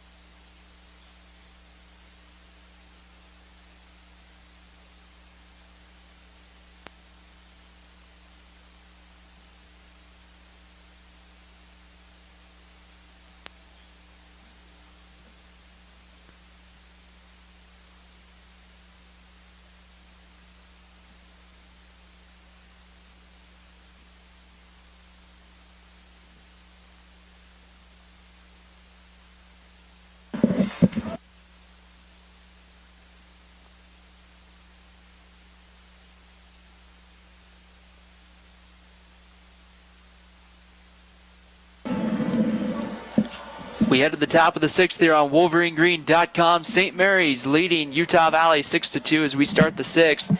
New pitcher for Utah Valley, number 24, Jaron Adam, making his 3rd appearance of the year. 6-point ERA in 3 innings so far. Jaron is coming as a junior college transfer from Salt Lake Community College out of Cottonwood High School in Salt Lake City. And we'd like to welcome in with us here to the broadcast Jordan Bianucci. Jordan, it's great to have you. It is truly great to be here. The pitch, a bunt up the third baseline, fielded by Schlehuber, throws to first. It was bobbled. He's safe. So that should be a throwing error on the third baseman, Jordan Schlehuber, as Fisk dropped down a really nice bunt, but Schlehuber just could not complete the play with a nice throw to first. So another Gale on to begin the inning. The hard part about that, Jordan, is that's the third time tonight Utah Valley's had a clear-cut throw to first, and it's the third time that there's been something happen on the throw that's allowed St. Mary's to get a man on. Yikes. So here is Adam in his first inning of work. Another one, back up the middle. Adam has it, throws to first. A low ball, and they can't handle it at first.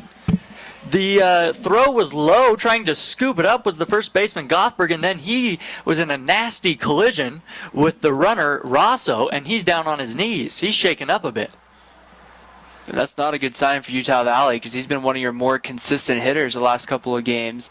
I think he's just going to shake it off, but head coach Eric Madsen will come out of the dugout here and we'll take make sure everything's okay. But just the little things right now, I mean, those are just bunts that really, that if UVU cleanly fields it, those are outs, and those are extra mistakes you can't have, and that will be, they're going to give an E5 on that. I believe that's the Fisk one, the Fisk bunt that just came up on the board. That should be and then an E1 on the pitcher there. So 2 consecutive errors to begin the inning as Gothberg's taking a couple of practice throws to make sure he's all right.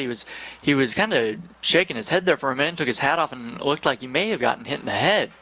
But he's all right and will begin play. But that kills you. And I'm looking up at the scoreboard right now, and it's almost like an optical illusion, or it's surreal. 6 errors for the Wolverines this afternoon. Yeah, and when you take a look at it, Rosso scored on the first on an error.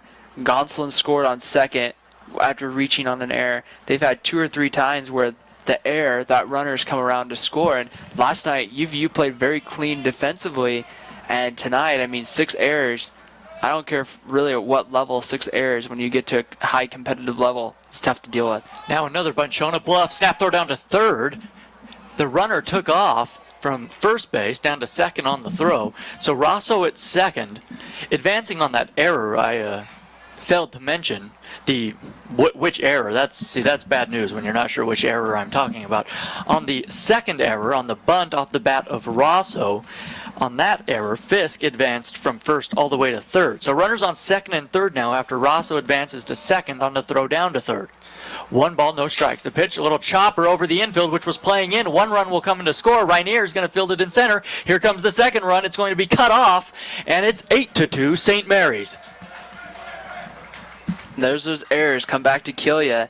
And right there you put good speed. And we saw it a lot last night, Jordan, where we know that this isn't a St. Mary's team that's going to necessarily hit the ball out of the yard, but we know they're a team that's going to find a way to manufacture runs, and they get speed on the base pass. Speed's going to come back to hurt you. So a couple RBIs for Kirtley, and here's Colin Ferguson. Ferguson hitting from the left side. He doubled and scored in his last at-bat. The pitch to him, swing and a shot down the right field line. Kruger will field it, come up with it. The runners will move up 1 base, so a single off the bat of Ferguson, and I can't imagine. We'll see, it is 8-2, but I would think the Wolverines would get somebody going in the bullpen right now because Jaron Adam is not fooling anyone.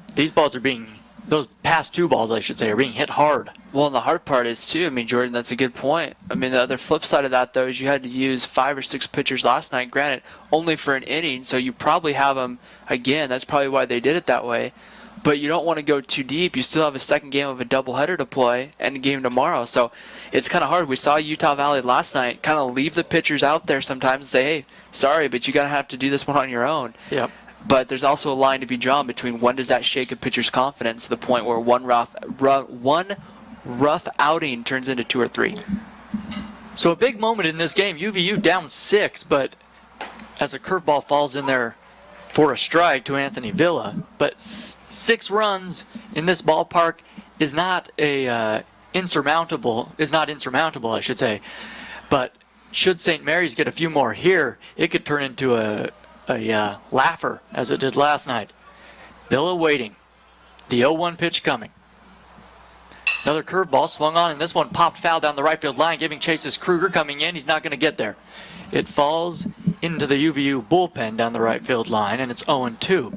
The bullpens here at Brent Brown Ballpark are on the field just down the left field line and the right field line like they are at Wrigley Field and AT&T and San Francisco. I kind of like that. I thought it added. It's some people say it's a little dangerous, and I guess it can be, but it really makes things interesting and a little more intimate, I think. Line drive right at the shortstop, and he's going to step on second, go to third. Could be a triple play. No. And a great play from Bogdan, hit right at him. He was playing behind second base, so he only had to take a couple steps, step on the bag, throw to first to try and double off Ferguson, but Ferguson just got back. That would have been quite a play, but a double play nonetheless, and a big double play for the Wolverines. Especially when you have a pitcher out there that's struggling. You've seen already 2 runs come across the board, a couple more base runners on. Anything to help say to your pitcher, hey, we got your back. Especially when you have it at night when you have 6 errors. It's kind of hard for a pitcher when you're like, well, even if they hit one, are you going to be able to make the play? You don't want to be, it's not like a downer when I say that, but that's kind of the way the night's been for Utah Valley. Here's Hornsby. He takes a nice curveball on the outside corner, called for a strike at 72 miles an hour. Jaron Adam out there in his first inning of work in relief of Jackson Kofer. No balls, 1 strike. The runner takes off from first, got an incredible jump. Throw down to second's not going to be in time. And now it caroms off the chest of Bogdan, but he corrals it. But a stolen base from Hornsby, a stolen base for Ferguson. Ferguson took off. I don't know if you saw that right. Ferguson took off before, it was just as Adam came set almost. And Jaron Adam didn't see him. No one called it out, and he came home to the plate. That was an unbelievable jump. It was almost too early for Ferguson. He could have been picked off. The 0-2 coming to Hornsby. Down in the dirt, nice stop by Atkinson. Check swing. He went around, says first base umpire Jeff Clough, and Hornsby cannot believe it. He is giving a cold stare down there to Jeff Clough, the first base umpire. But the Wolverines get out of a big-time jam. After committing 2 errors to begin the inning, they do not allow a run. So the score remains 8-2. The Wolverines trailing. You're listening to Utah Valley Baseball on WolverineGreen.com.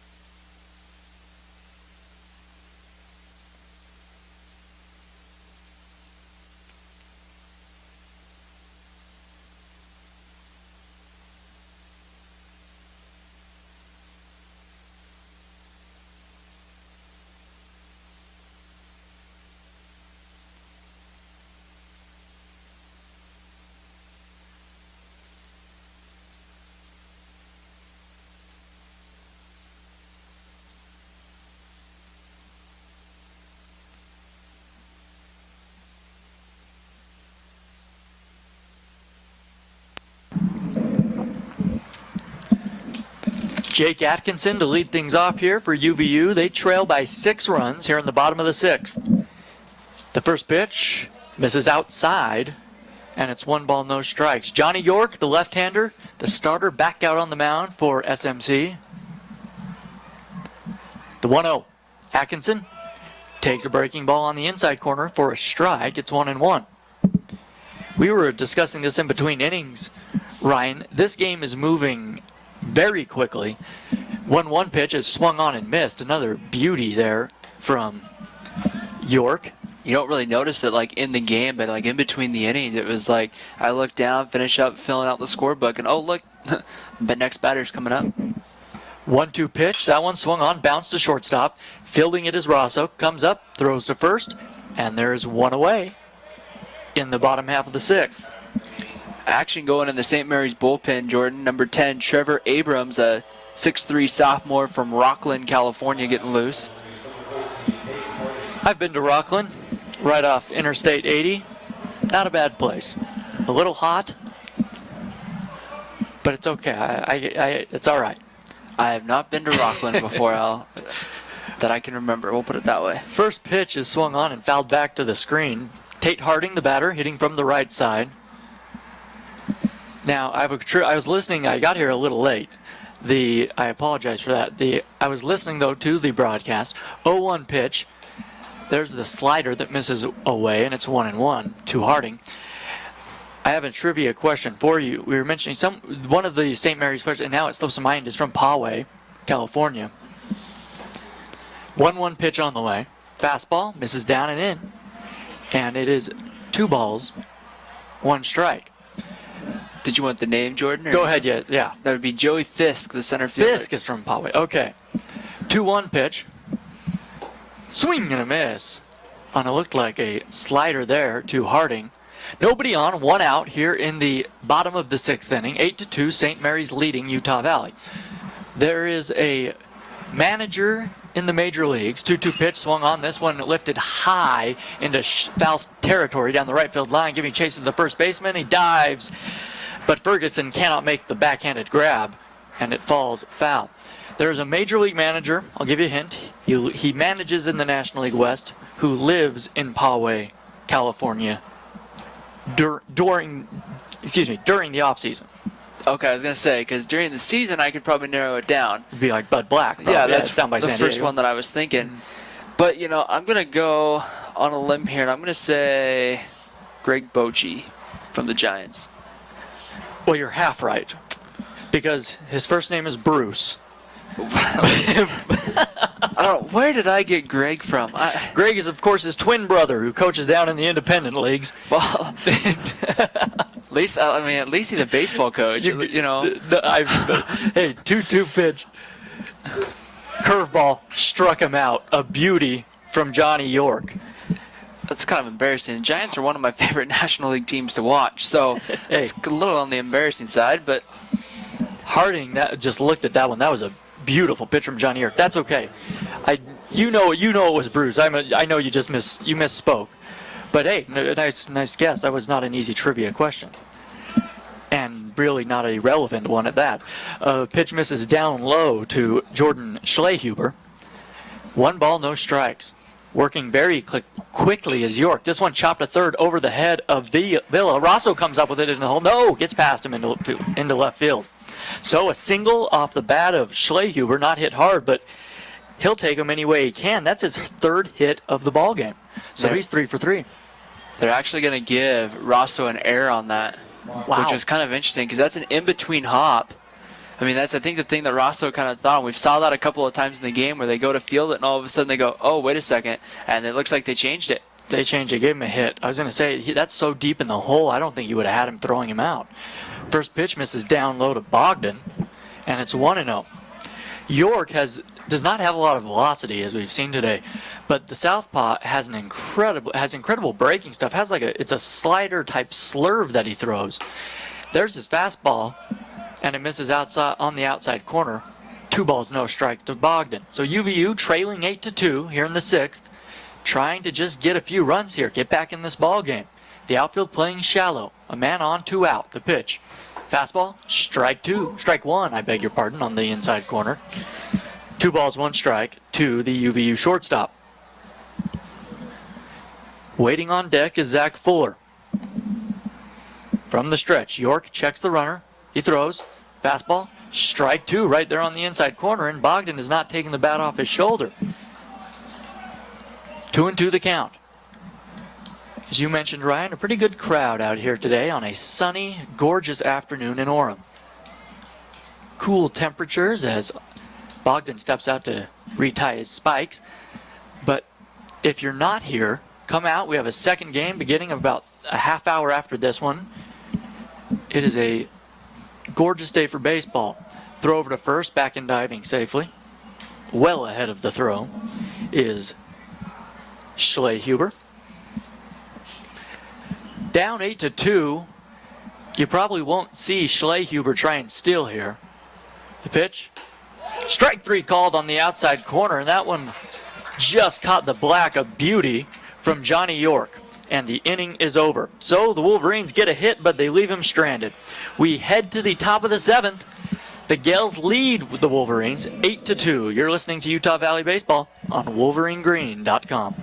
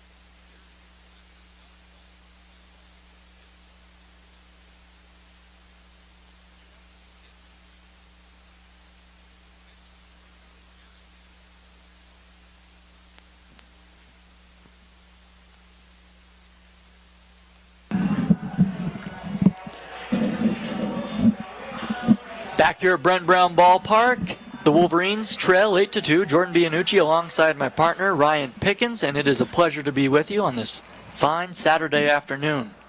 I was thinking about this pregame, Jordan. Of all the offices in all the world, like I know New York and Chicago, I think we have probably one of the best ones. Best views, anyway. First pitch fastball misses up high to Anthony Gonsolin. I won't disagree with you. There may be,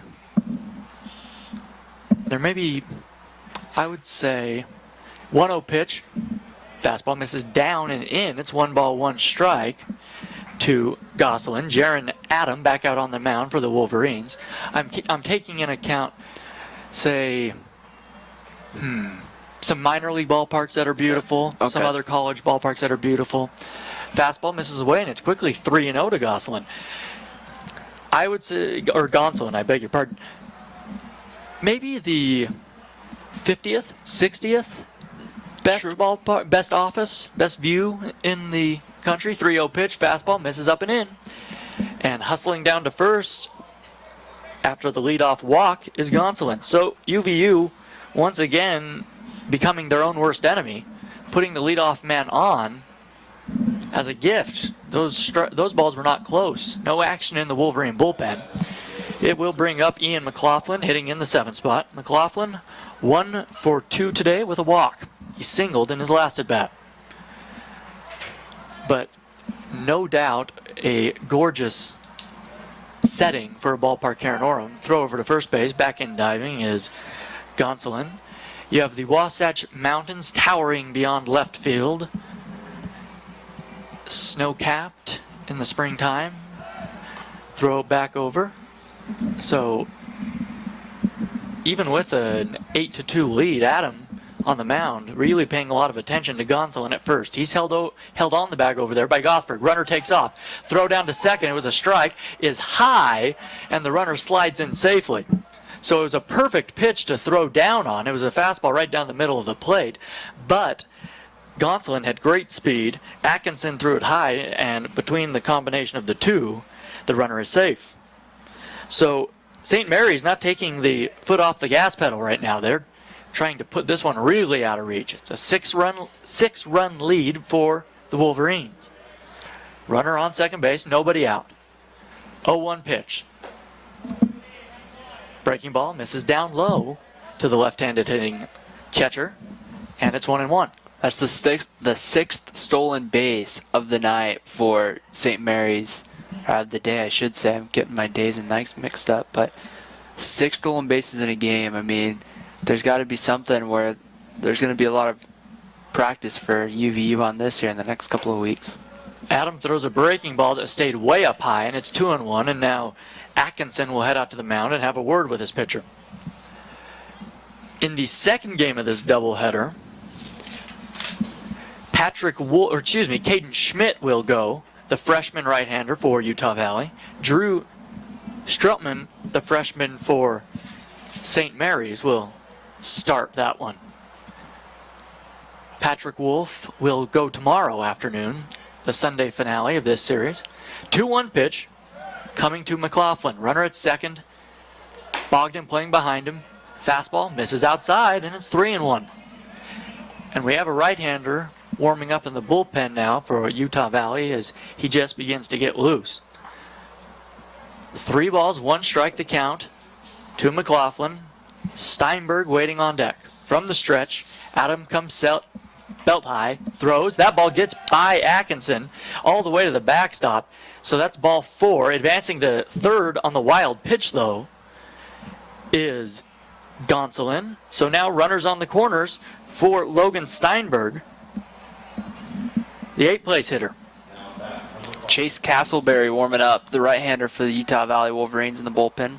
Castleberry warmed up last night in the 9th inning for UVU just to get loose. I don't think they were planning on bringing him in, but he's not just getting loose right now. The big right-handed hitting designated hitter for the Gales comes up there with runners on the corners. McLaughlin at first. Gonsolin at third. The pitch. Swing and a miss. A beautiful curveball from Jaron Adam. And the count snowballs 1 strike. Playing very deep in left field is Andrus. Kruger and Rainier right to left. Straight away, middle deep. The 1 strike pitch coming. Gothberg holding on the runner at first base. The pitch. Swing and a ground ball into the hole. Trying to backhand it is Bogdan. He does. Will go to first. They got him. What a play from Grayson Bogdan. He had to go into the hole as he was playing shaded up towards the middle, towards second base. Backhanded it. It made a spectacular throw, a very strong throw. And he gets the out. The run from third base, Gonsolin, comes in to score, however. So an RBI for Steinberg, but a sensational play there from Bogdan. The runner at first, McLaughlin, headed to second base. Only 1 out in the inning. Here's Fisk. Out of Poway.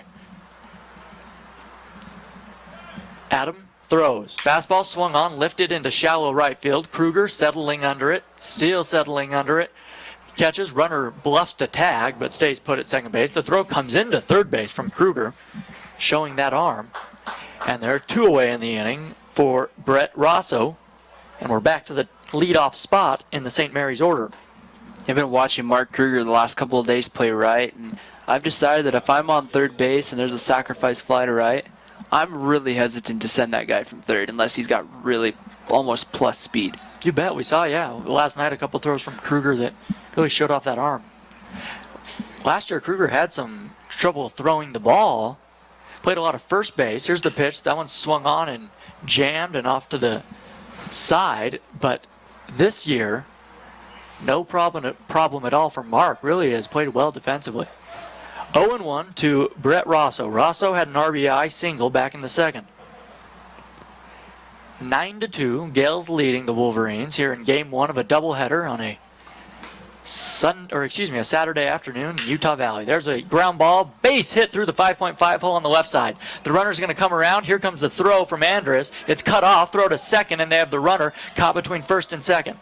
They're going to chase him down. Gothberg has it, tags him out, and the inning is over. However, the run does score. It's 10-2 St. Mary's as we head to the bottom of the 7th. We'll stretch here in Orem and try to get some good mojo going for the Wolverines as they trail by 8. You're listening to Utah Valley Baseball on WolverineGreen.com.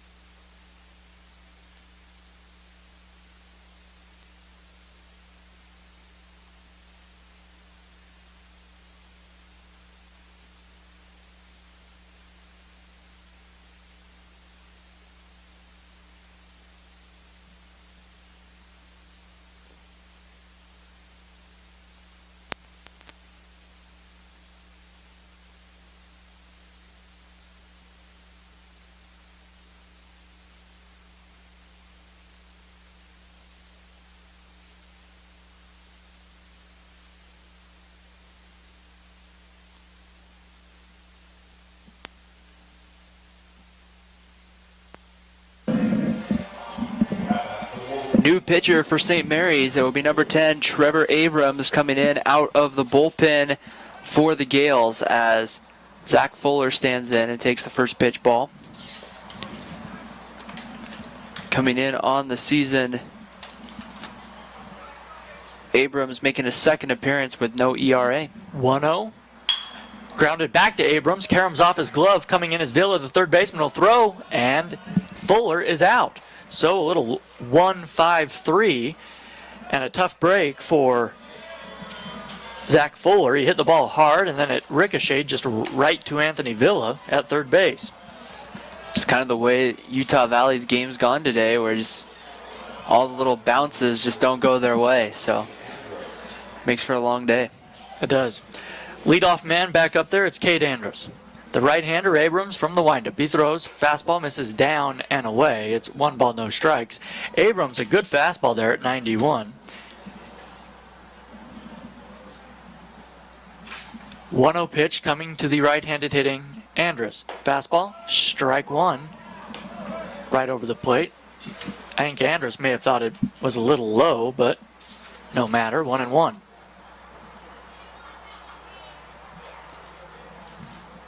1-1. Whoa, that one just maybe a little bit outside. 2-1. The starter, Johnny York, was terrific. Went 6 innings, gave up 2 earned runs on 8 hits, struck out 10. 2-1. That one up and in at 90. That'll wake you up if you're Cade Andrus, and it's 3 balls, 1 strike. So a good hitter's count here. Waiting on deck is Seth Rainier. 10-2. The Wolverines trail here in the bottom of the 7th. Fastball. That one catches the outside corner, and the count is full.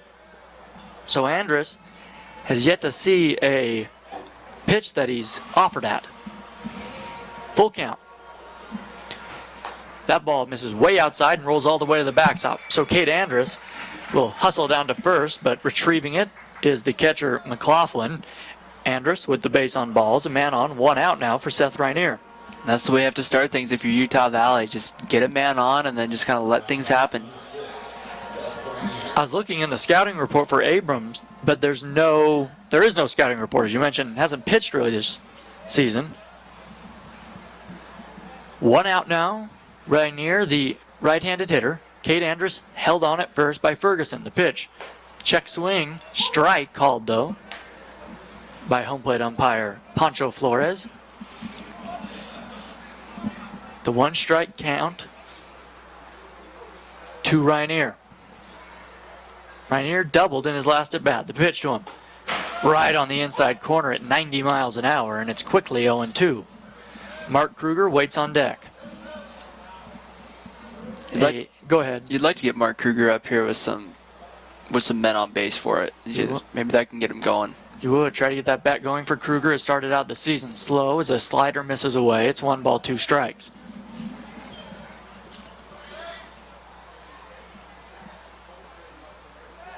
From the stretch, Abrams comes set, chest high. He throws. Swing and a miss. He got Rainier to chase a slider that was low and away. A beautiful pitch, tailing away from the right-handed hitter, and there are 2 away for Mark Kruger.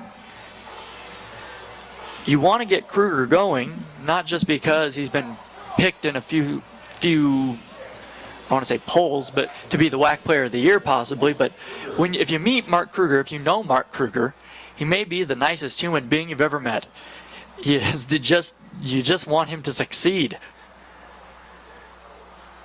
2 outs, 1 man on for the Wolverines. Fastball misses up high to the lengthy right fielder. 1 ball, no strikes. And no, Matt, you would never know how Mark Kruger, he could be going 0 for 6 during a day with 6 strikeouts, or he could be going 6 for 6 with a couple homers as he flips this one into left field. Going back is the left fielder Hornsby. He can't get to it. He's going to cut it off near the foul line, near the 305 marker down there. Into second base is Kruger. Into third is Andrus, and there are runners at second and third, and Mark Kruger with a double down the left field line. Not a really hard hit ball, but anything to get Mark going will help. And just to finish that thought, even after he gets a few hits or he doesn't, you would never know the difference. Mark is just upbeat and positive all the time. Here is Spencer Gothberg. The Wolverines trail by 8 runs. Runners on second and third with 2 out here in the 7th. If you're going to get back in this ball game, now is the time to do it. You only have 7 outs left for the Wolverines. Try to get something going. The wind blowing from right to left here now. The pitch. Fastball misses away. 1 ball, no strikes to Gothberg. Gothberg, 2 singles on the day, scored back in the 2nd. He's 2 for 3. This is where the Wolverines have struggled with runners in scoring position. Righty on righty. Abrams set. He throws. Fastball inside, 2-0. Spencer Gothberg hitting cleanup today. And this is why. To come up with men on base and to drive them home. 2-0 pitch coming from Abrams. Swing and a line foul down the right field line. Count is 2-1. Kruger with not great speed at second base, but with 2 outs and a base hit, he would most likely score. At third is Andrus.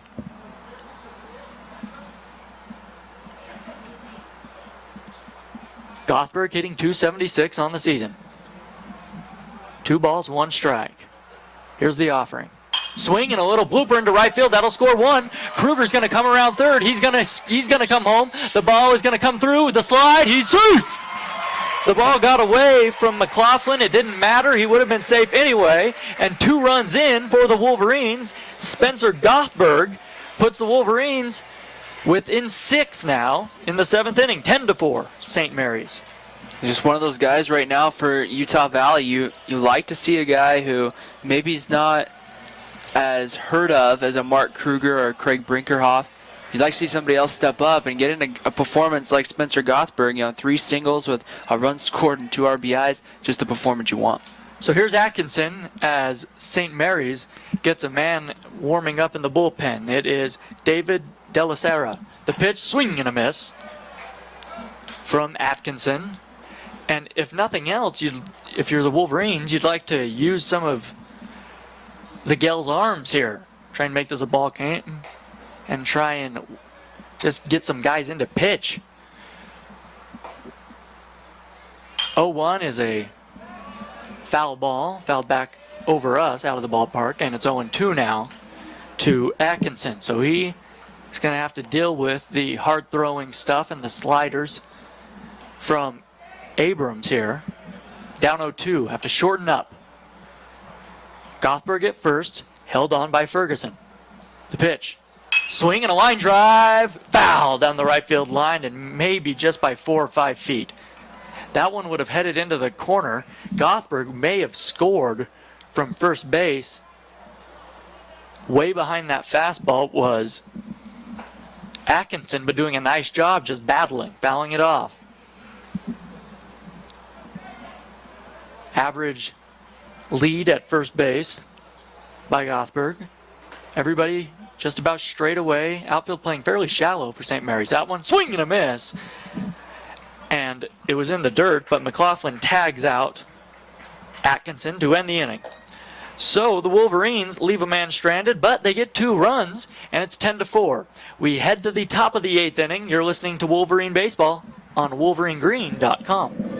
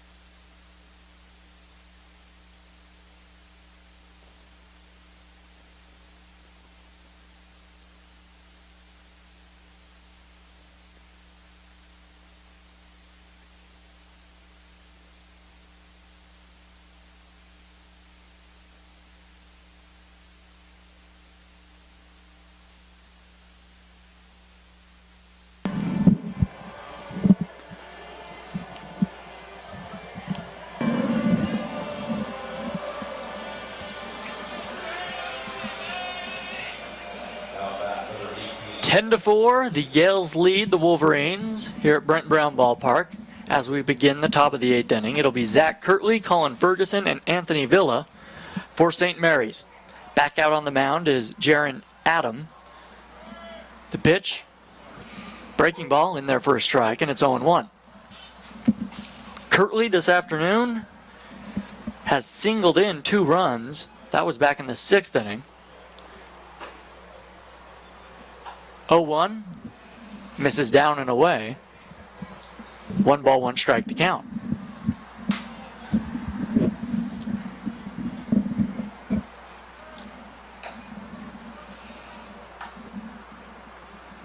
One pitch on the outside corner. Strike 2. Kirtley didn't like the call. Kind of chicken-necked the home plate umpire, Pancho Flores. Wide open stance for Kirtley, and as the ball is delivered, he brings that left foot back into the batter's box. Now a hard ball hit up the middle, stopped by Fuller, knocked down, throw to first, he got him. Nice play by Zach Fuller at second base, ranging to his right, trying to backhand that ball and knocking it down, and completed the 4-3 putout, 1 away. Not an easy play by Fuller, especially having to go to his left to throw it back over to his right. You could see it a little bit if you're just throwing to the right, but trying to do that, all that change of motion, he made that play look easy. So here is Colin Ferguson with 1 out. It's even a better play when you consider it. I was talking to a few of the players, and I guess before this series, or starting this series, here's the pitch. It's a breaking ball in there for a strike.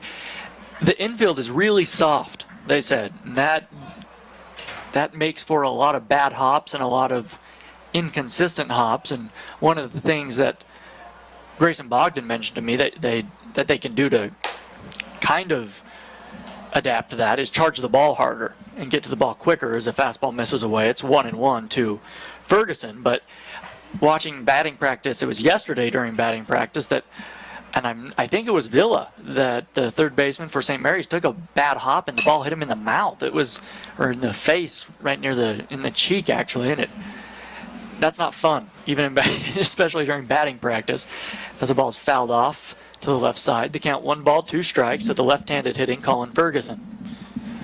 Ferguson is 2 for 4, had a strikeout, doubled and scored, singled in his last at bat. That one chopped foul into the St. Mary's dugout on the first base side.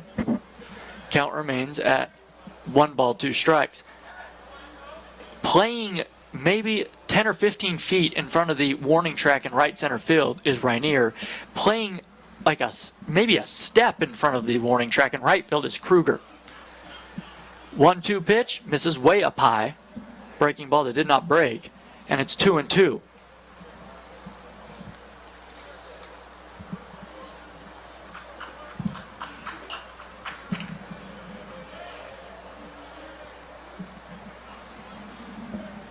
Ferguson, 1 home run this season, but the scouting report says he has a lot of power. Here's a chopper to the first base side. Backhanding it is Gothberg at first. Will toss it underhand to the pitcher covering, and there are 2 away. That was a terrific play from Spencer Gothberg. He had to take a little in-between hop, and he picked it. 2 away. Yeah, that in-between hop there, trying to navigate that can be kind of some of the hardest hops to take as an infielder. Right there, Spencer Gothberg makes the play and gets the out. Here's Anthony Villa. First pitch to him.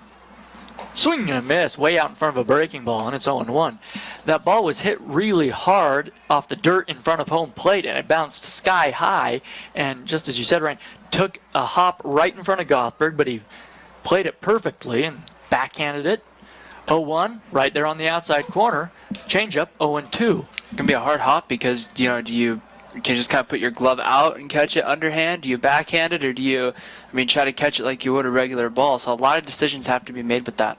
A lot of time, here's the 0-2 pitch, misses up high. It's 1-2. If you try and get in front of that baseball, and it's going to take a big hop, you already know it will. It'll come up and hit you in the chin, and or it'll tear them off your chest a long ways from you. Trying to backhand it is usually the best idea, but it's hard to do. Swing and a miss on a fastball. And the St. Mary's Gales are retired. We head to the bottom half of the 8th inning. The Wolverines trail 10-4.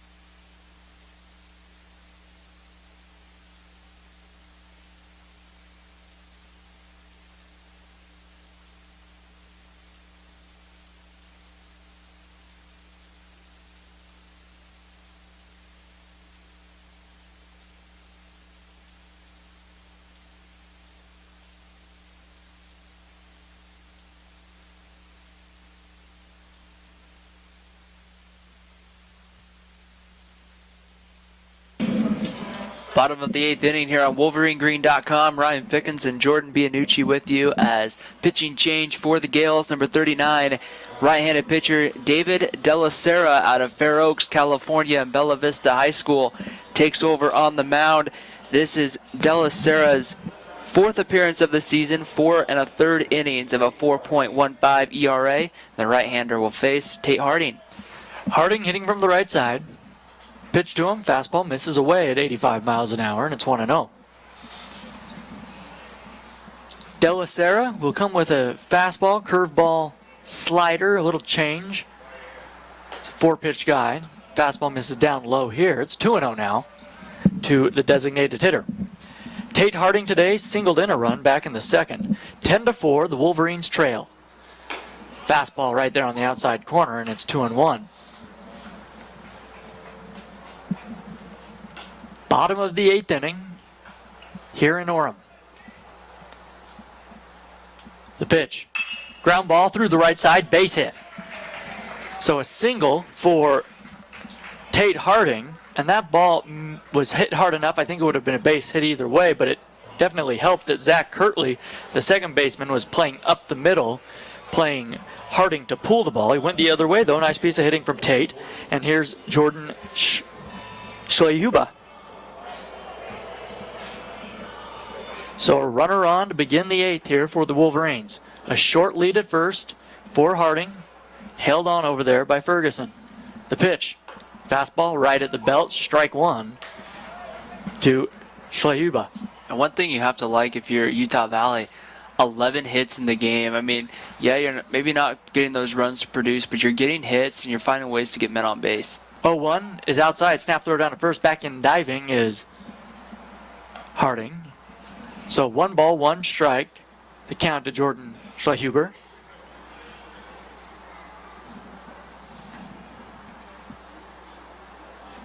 From the stretch, Delasera comes set, he throws. Breaking ball right there on the outside corner, strike 2.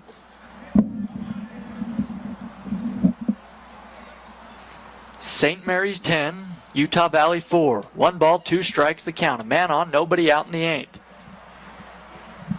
Delasera throws, swing and a miss, and Schlehuber down on strikes. 1 away.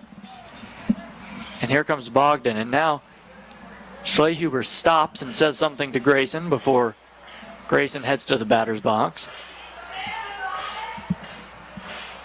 So hopefully, maybe Bogdan getting a little tip there from Schlehuber as to what he throws.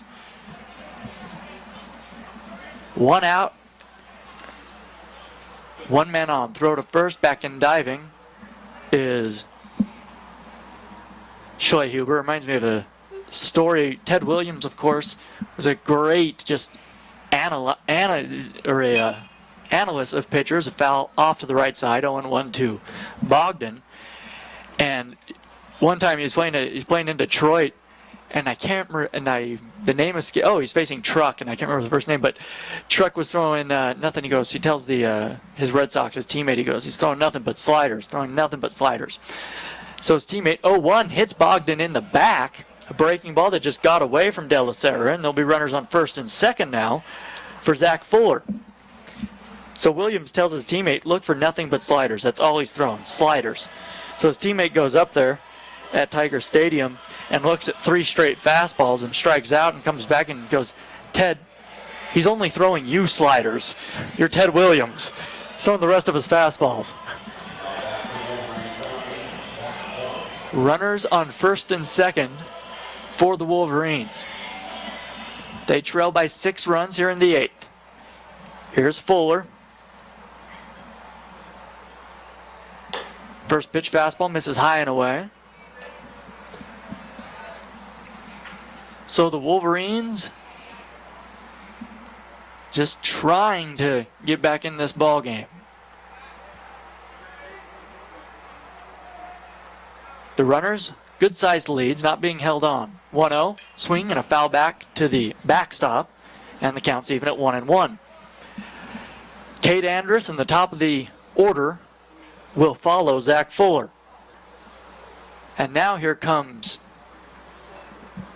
that may be Valenzuela, Coach Valenzuela, the head coach for St. Mary's going to come out and have a talk in the middle of this at bat with De La Sera. So that's interesting. The runners for the Wolverines come in to foul territory and have a chat with Eric Madsen near the dugout. Valenzuela does not want this 6-run lead to get away from him. And he may be stalling. He may have seen something that he doesn't like from De La Sera, and he may be stalling for the man in the bullpen, the right-hander down there, getting up. And who is that, Ryan? That is Tanner Kitchler, number 23, senior from Sherwood, Oregon. So Kitchler getting warm down in the bullpen down the right field line, and now we're just about ready to play ball again. Bogdan at first, Harding at second for the Wolverines. 10-4, Wolverines trail. 1 out in the inning. That one swung on, lifted a little blooper into shallow right field. It's going to hang up for the right fielder Gonsolin, though. He makes the grab. 2 away. The runners all hold. And here comes Andrus.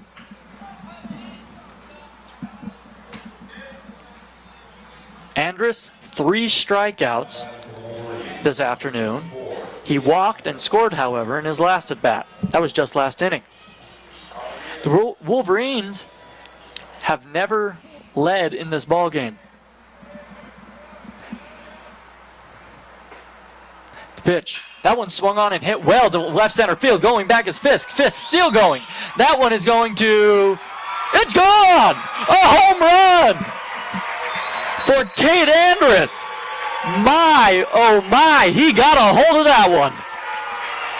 That ball just kept going and going. He hit it out to the deepest part of the ballpark. Just to the left of the 427-foot marker out there in left field. I thought there was no way that would get out of here. Fisk just kept going back, and then it disappeared over the wall. Unbelievable. An absolute shot off the bat of Cade Andrus. And just like that, the Wolverines are back in it. It's 10-7. Utah Valley's had, they had last weekend, they scored 4 or 5 runs in the 9th inning, came up a run short. So they're a team that can play late in the ball game. That's probably why you see probably the closer getting ready down in the St. Mary's pen. First pitch fastball to Ryanier, taken for a strike. Now he swings on a line drive right back to the pitcher, and he snags it. But the Wolverines do get 3 runs on a towering shot off the bat of Cade Andrus. That is Andrus' first home run of the season, and it couldn't have come at a better time. So the Wolverines will try and hold the Gales here coming up in the top of the 9th. Gales 10, Wolverines 7. You're listening to Utah Valley Baseball on WolverineGreen.com.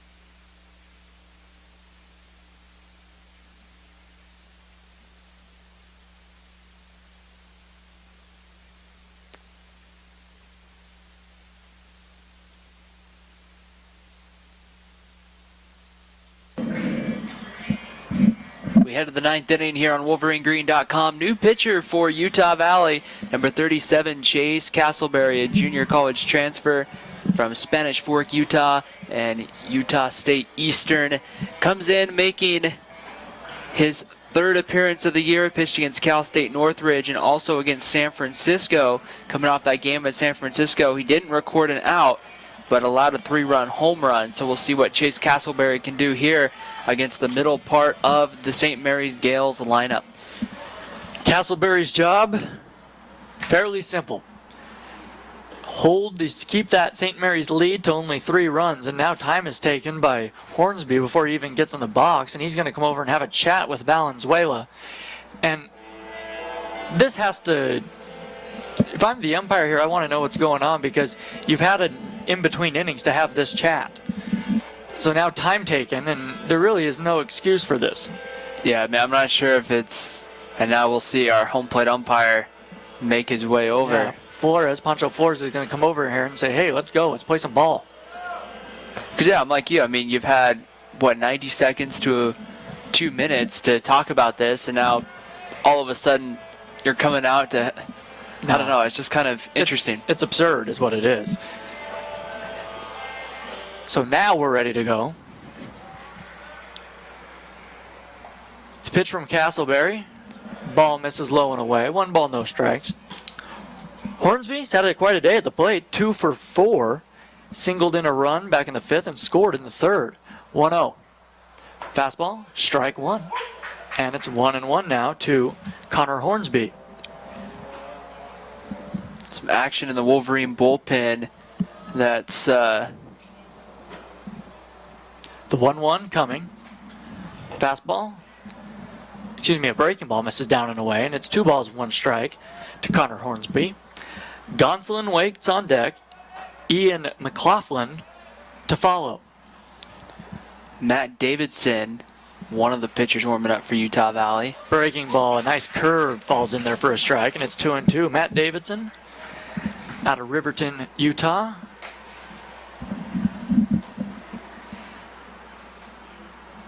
Nobody on, nobody out. 2-2 pitch. Swing and a ground ball to the hole on the left side. Bogdan backhands it but can't stay with it, and he just knocks it down. So an infield hit, a single for Hornsby to begin the 9th inning here. The Gales lead the Wolverines 10-7. It was a 10-4 ball game until Kate Anders absolutely tattooed a ball in the bottom of the 8th to make it, it was a 3-run home run to make it 10-7. That ball, I mentioned, in between innings we were talking, Ryan, I don't remember the last time I've seen a ball hit to left center field for a home run like that to the left of the 427 marker. That ball was absolutely hammered. Here is Anthony Gonsolin. The pitch, he swings and fouls it back. The runner was taking off on the play, or on the pitch, I should say. And that, I don't know if it may have to do with it is fairly warm with the sun shining here today. No wind really helped that ball. You can perhaps, and some will attribute it to the change of baseballs this season. Of course, last season and the past few seasons, college baseball has had the balls with the raised seams, and now they've gone back to the flat seams, and what that does is allow for more offense. The ball has more carry to it, not as much wind resistance as it would normally have with raised seams. 0-1 pitch coming. Swing and a miss. Fastball, runner goes, throw down to second, and it's off the glove of the second baseman Fuller and into, or rather Bogdan, and into shallow right field. Staying put at second is Hornsby, and unfortunately that ball was a little high. I think if Bogdan can come up with it, he may have a swipe tag, and Hornsby may have been out. It would have been very close. Well, I think the hard part there, it seemed like some miscommunication between Bogdan and Fuller of who was going to have to cover the bag. They both came over, and it seemed like, I'm not sure if, I think it was Bogdan did get his glove on it, but had maybe Fuller been out of the way, that might have been easier tag for Bogdan. Yeah, so maybe a little, got their wires crossed there, their signals mixed up. Excellent observation. No balls, 2 strikes to Gonsolin with a runner in scoring position now. From the stretch, Castleberry throws. Breaking ball misses up high. I say a breaking ball, I think that was a fastball that just came up and in, and it's 1-2.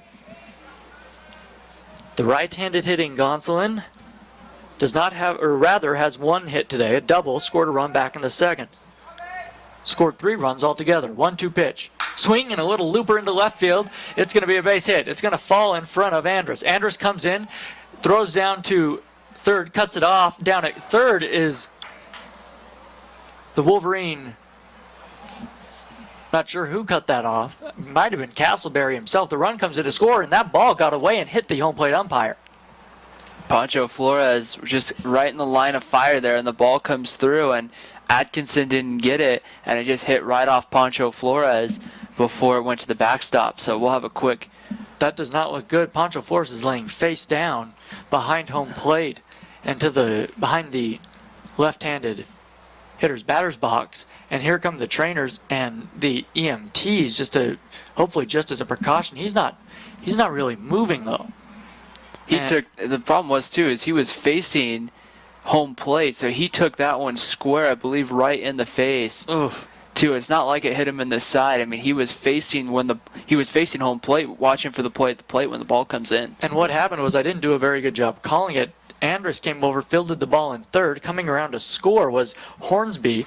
Andrus threw the ball on a line from the left field line down, and then I believe it might have been Castleberry was going to cut it off, and I thought the ball kind of deflected off Castleberry, but he let it come through, and I thought when I saw the ball go to the backstop, it had caromed off the catcher's mitt of Atkinson, but no, it went, and you saw right, and it hit him. Poor Flores is now, luckily he's on his knees now, and that's a good sign, getting up, but hit him, looked like squarely in the face as the ball caromed to the backstop. Going to second on the play was Gonsolin, but now Pancho Flores on his knees, has his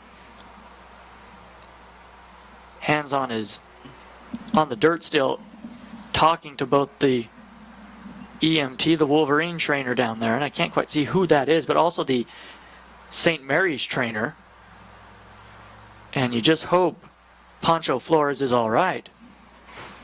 You see these scary situations. This one, hopefully, well, it's not quite as bad as the ball was not coming as hard, but it reminds you of that play last year in Milwaukee when Giancarlo Stanton was hit right in the face with a fastball as he was batting, and that he broke some facial bones, and he now wears a little face mask in front of there. But that umpire Flores did not have his mask on, of course, as he was looking for that play at the plate, and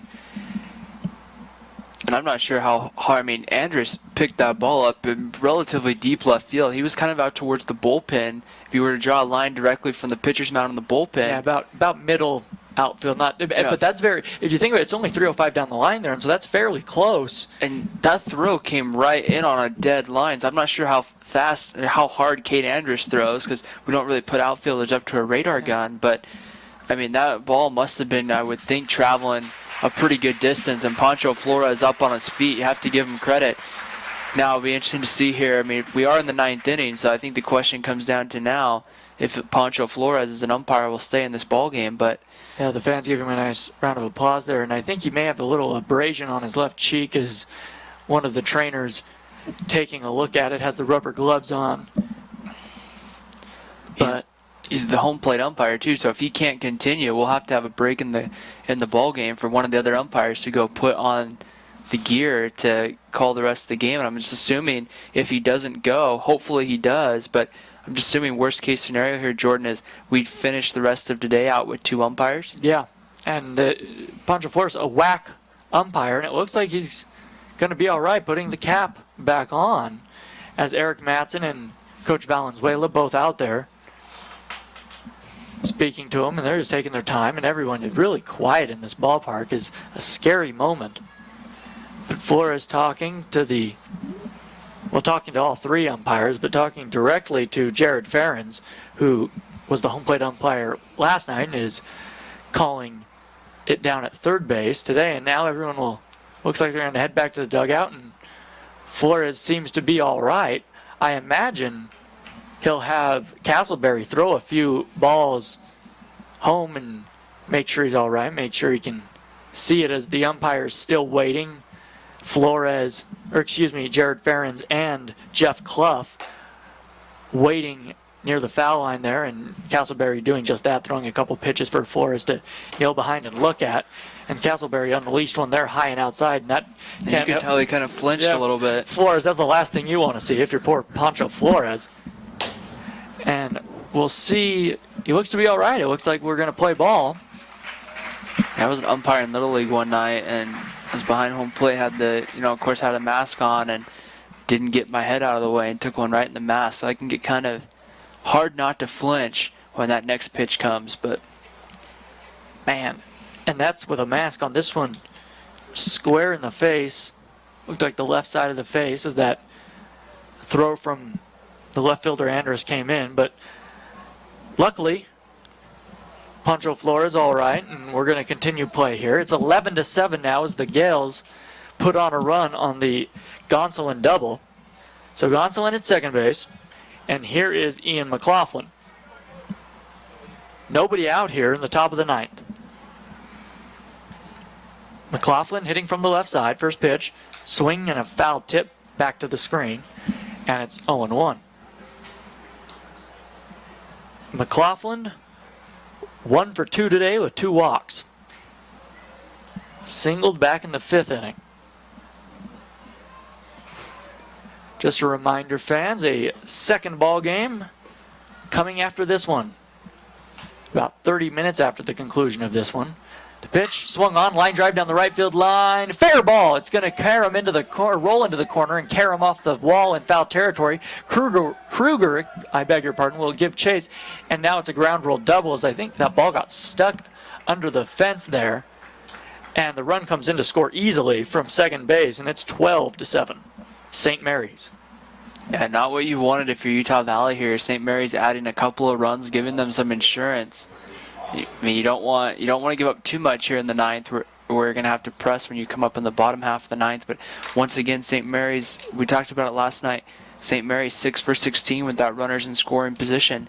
Really making those moments count. So here's Logan Steinberg, the designated hitter with a man on second. Still nobody out for the Wolverines. The pitch, swing, and a little check swing, slow over to second base. Coming in as Fuller. He has it. Underhands to first base for the out. Advancing from second to third on the play is McLaughlin. Steinberg must have been fooled on that pitch, and he just checked his swing, and the ball came off nice and slow for Fuller, and he charged and made the play. Now the infield will come in with 1 out and a runner at third base. 1 on, 1 out here in the top of the ninth. 12-7. St. Mary's leads Utah Valley. Joey Fisk, the right-handed hitter at the plate. Castleberry throws, breaking ball, misses inside, and it's 1-0.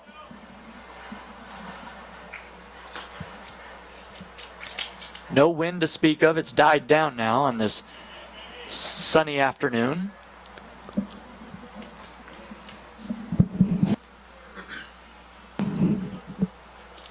Castleberry taking his time now will step off the rubber and want to go through the signs again with Atkinson. 1-0 pitch. That one in the dirt. A nice stop by Atkinson, shifting and sliding to his right. And it's 2 balls, no strikes. Jake Atkinson there for a little while. Did I kind of had a streak where some balls got past him or he didn't quite block cleanly? Kind of a little uncharacteristic. Last night he blocked pretty well, and even here in the later innings he's kept them in front of him. So 2 balls, no strikes to count.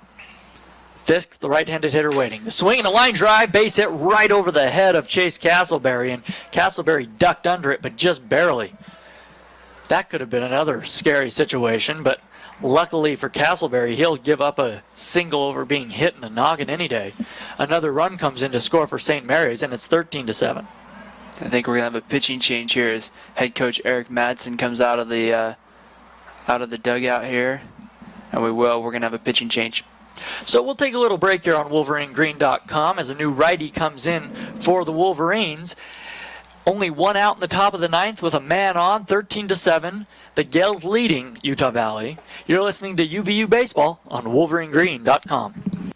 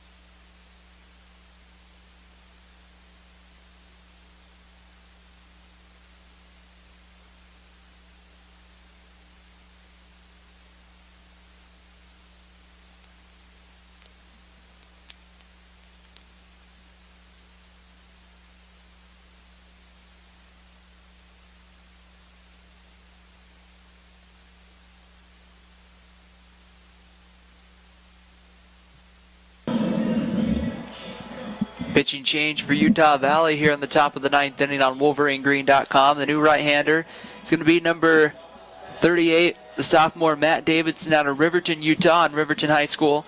Davidson coming in, making his fourth appearance of the year, 2 innings so far on the season with a ERA of 9.00. The right-hander will get the top of the St. Mary's lineup with Brett Rosso to step in. Rosso, the right-handed hitter, will step in there with a man on first base and 1 out. 13-7 the score. Gales leading the Wolverines. Gothberg holding on the runner at first. Throw over there. Back and diving safely is Fisk. So the Wolverines, they came into this inning trailing only by 3 runs after Cade Andrus hit a home run in the 8th, a 3-run shot. But they've given up 3 more here. And now the runner goes down to second. Hesitant throw. Sliding in safely ahead of the throw is Fisk. Atkinson, I think, just couldn't quite get a grip on the baseball there behind home plate. And so a late throw, and St. Mary's trying to put more across.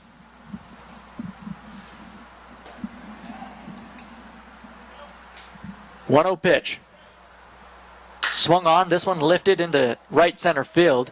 Coming over is Kruger. Kruger still shifting back. Makes the grab. Tagging at second. Advancing to third base is Fisk. The ball cut off. A nice throw by Kruger, but the ball cut off by Bogdan. And there are 2 away now with a man on third for Zach Kirtley. So good job by Matt Davidson to come in and just kind of stop, I don't want to say the run, Stop but the bleeding a little bit there. Stop the bleeding there, definitely, for sure. If you're Utah Valley, you don't want to let this lead get too far out of hand, because right now, instead of making up 3, now you're having to make up 6 in the bottom of the ninth. So here's Kirtley. Kirtley, wide open stance from the right side. Breaking ball, misses inside. 1 ball, no strikes to him. Kirtley singled in 2 runs back in the 6th. He's 1 for 4. 1-0. Misses away, and it's 2-0. So Castleberry, who came in this inning, only went a third of an inning, gave up 3 hits, 2 runs. Not a ideal outing by any means for Castleberry. 2-0 pitch from Davidson is a breaking ball that misses down and away, and he's gone 3 balls, no strikes to Kirtley. So this is what really frustrates the coaching staff for UVU, is just the consistency. Talking to Dave Carter, he goes, it's one thing if you're giving up hits, because then you know why you're giving up hits. You can figure it out. Speaking of that, here's one up the middle. Bogdan diving behind the second base bag, comes up with it, throws to first, but it pulls the throw. The throw pulls Gothberg off the bag. It's a hit. It would have been an incredible play could Bogdan completed it with the throw, but the hit, infield hit I should say, and a run comes in to score. And it is 14-7 St. Mary's. You can give up hits to finish that thought quickly. Pitchers can figure out why you're giving up hits. You can watch the tape and realize that. Walking a guy, you know why you're walking a guy. You just can't throw balls in the strike zone, and that's frustrating.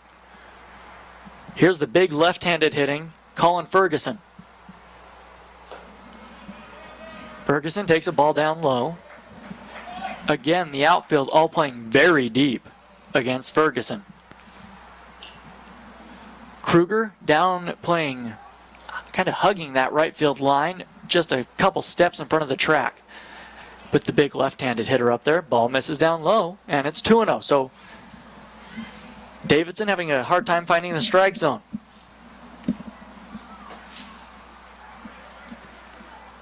Ferguson hitting .377 this season. He started on a tear. 1 home run, 8 RBIs. There's a strike, and it's 2-1. Ferguson this afternoon has a double and a single. Good sized lead at first. The pitch, breaking ball, catches the outside corner, and it's 2-2.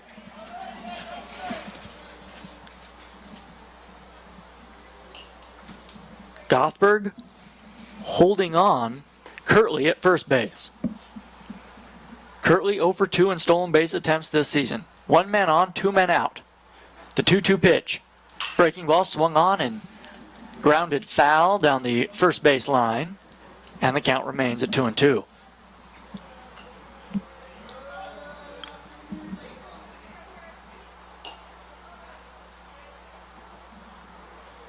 A huge gap in left center field.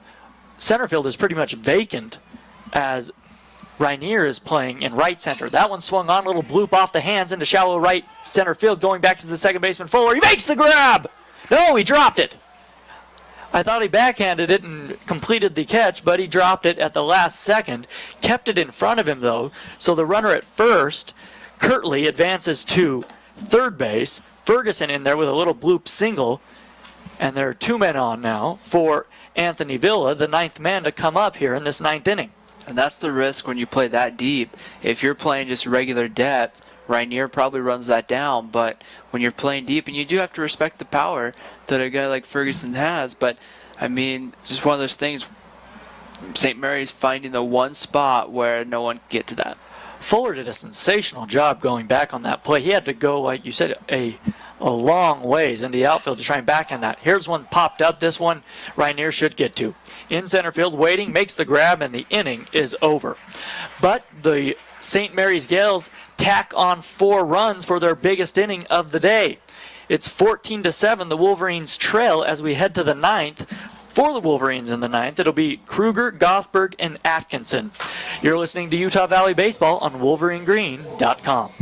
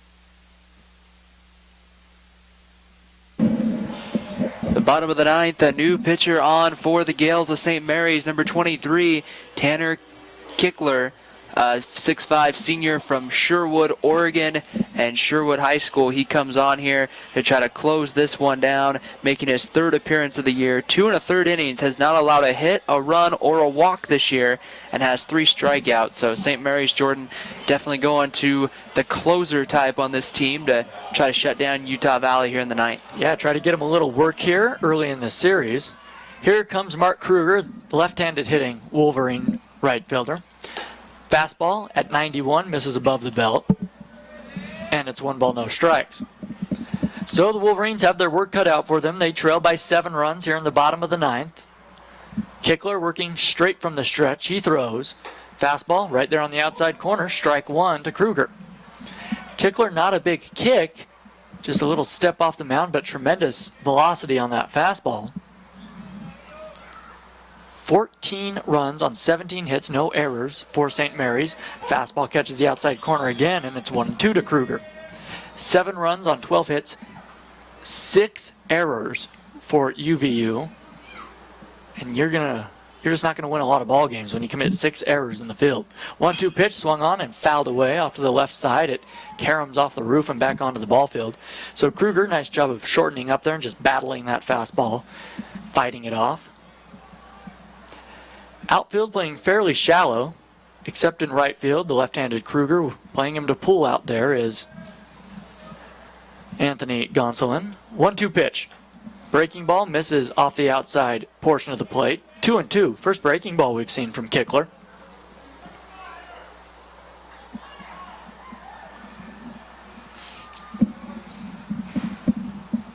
Two pitch. Swung on and fouled back again onto the roof. Onto the rooftop. And then it came down. A net extends here from the backstop to the rooftop to protect the fans behind home plate. And it found a little area, the ball did, between the net and the rooftop, and it came straight down and hit a young man in the head. I say a young man, an adult, but right in the noggin. Hopefully he seems to be all right. As Kruger battles off another breaking ball here. Count remains at 2-2. So look out, even if you're sitting beneath the net. Gothberg on deck. Jake Atkinson in the hole for the Wolverines. 2-2 pitch. That one misses way outside. I think that one slipped out of the hand, goes all the way to the backstop. Slipped out of the hand of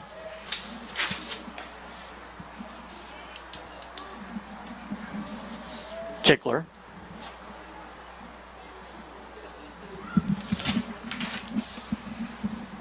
Full count now to Mark Kruger. He's had a good at bat here, battling. The pitch to him. Fastball misses down low. Nice job by Mark Kruger. Leadoff man gets on base here for the Wolverines. Brings up Spencer Gothberg. So Kruger had a double in his last at bat and walks here. So hopefully that can get the Wolverines right fielder going at the plate. He's expected to do a lot this season and has started off slow. Not a lot at speed at first. Interesting, with a 7-run lead, St. Mary's is holding on Kruger at first base. That ball's in the dirt. It caroms off the chest of McLaughlin, heading to second, and easily there standing is Kruger. It's nice to see them just stay in here and just continue to fight and everything like that. So that's really good. Good to see it. Good at bat there by Mark Kruger. That's the sort of a bat you need just when you need to just get going. That's just kind of the bat you need to have. Gothberg singled in 2 runs in his last at bat. See what he can do here. The count 1-0 to him. Fastball came up and in and hit him. Gothberg looks to be all right. Looked like it maybe, hopefully it just caught his shirt sleeve, but if it catches the elbow, that could hurt. That one, a fastball up and in, but 2 runners on now for the Wolverines to begin the 9th. They trail, though, by 7 runs. Here comes Jake Atkinson. And a meeting on the mound now with all the infielders. I mentioned, Jordan, in between breaks that the starting pitcher is actually from Oregon, from Sherwood. And you asked me about, if Sherwood High School had a good baseball program. So the pitcher, Kitchler, graduated in 2010. His team made the state finals and lost. Then they made the state semifinals the year later. So, pretty good baseball pedigree there at Sherwood, I guess. So, yes. Not bad. Well, made this state finals a couple years in a row. Ryan is from the Northwest and is an expert when it comes to Oregon high school baseball. Our resident expert. Fastball misses down low to Jake Atkinson. Atkinson, the UVU catcher, hitting from the right side. Kickler peers in, comes set. He throws. Fastball misses away. 2-0 now. That fastball at 91. It looks like a right-hander getting loose in the bullpen for St. Mary's, and now we're going to have a pitching change. Just like that, Eric Valenzuela has seen enough. He comes in and he's going to take out Kickler with this 7-run lead even, in the middle of an at-bat as well.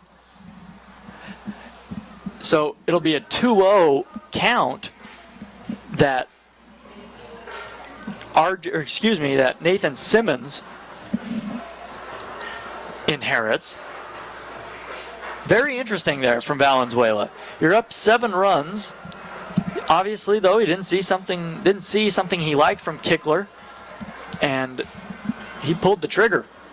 Well, what you don't know too, I mean, it's got to be kind of an idea in your mind. Well, okay, he's off, he's struggling. Do we leave him in there to struggle, or do we pull him?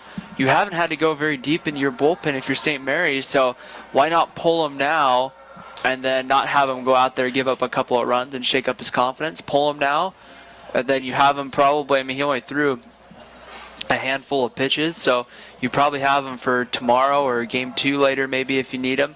Just get him out there and get him something positive, and so now he can just go back, maybe tweak some things and get ready to go. Yeah, you have to think Valenzuela saw something he didn't like, because otherwise I think you do in that situation leave a guy like that who's one of your better pitchers in to get that experience and to build confidence and to gain experience with guys on base and in pressure situations.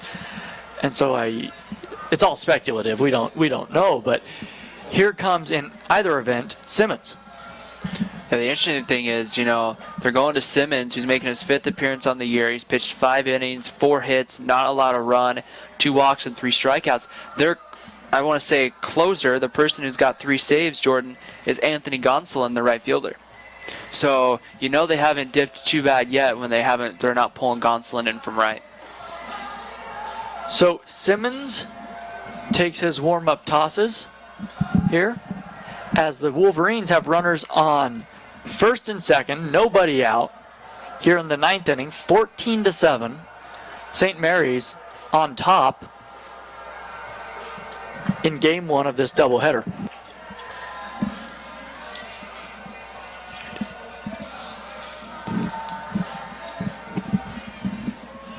Two balls, no strikes to Gothberg, to Atkinson, I beg your pardon.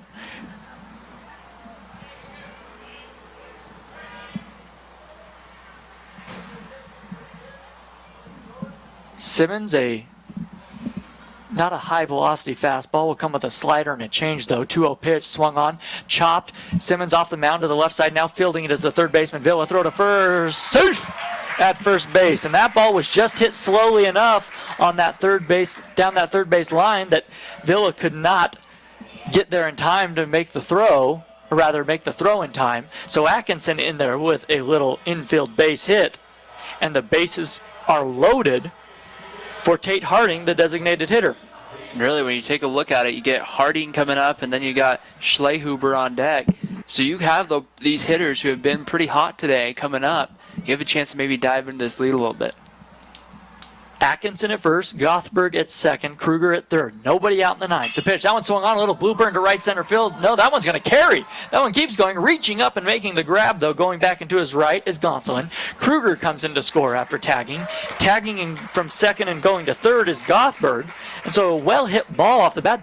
Boy, the ball really carrying today. I didn't think that one had much on it, but Harding hit that one well. A nice play in right field by Gonsolin. There's one away, and it's 14-8, St. Mary's.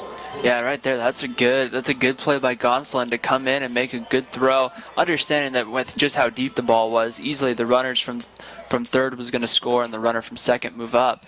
But a good play having to go back into the gap. And so on a day where there's more wind, that ball probably carries a little bit further. So here's Schlehuber, runners on the corners, as Atkinson stayed put at first base. First pitch is down and in to Schlehuber, and it's 1-0. No one out in the inning. The outfield playing very shallow. Fastball misses high and away, and it's 2-0. The St. Mary's bullpen quiet. Schlehuber singled back in the second and singled in the fourth, and the third, and the sixth. He's 3 for 4 today. 2-0 pitch coming. We'll see if he has the green light. Simmons comes set. He throws. Taking down low, a ball missing. 3-0. I can't imagine Schlehuber will have the green light here. Waiting on deck is Grayson Bogdan. The pitch.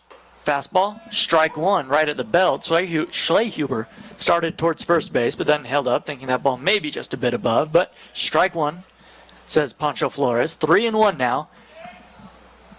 Jordan Schlehuber, the right-handed hitter, should see something good to hit. Runners on the corners.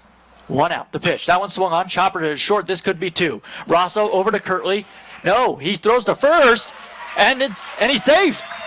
Ferguson couldn't come up with it. The ball was in the dirt. Rosso at the last minute decided he didn't have time to go to second base for the force. Went to first instead and couldn't get him there either. It's going to be an error on the shortstop, Brett Rosso, as he threw that one into the dirt.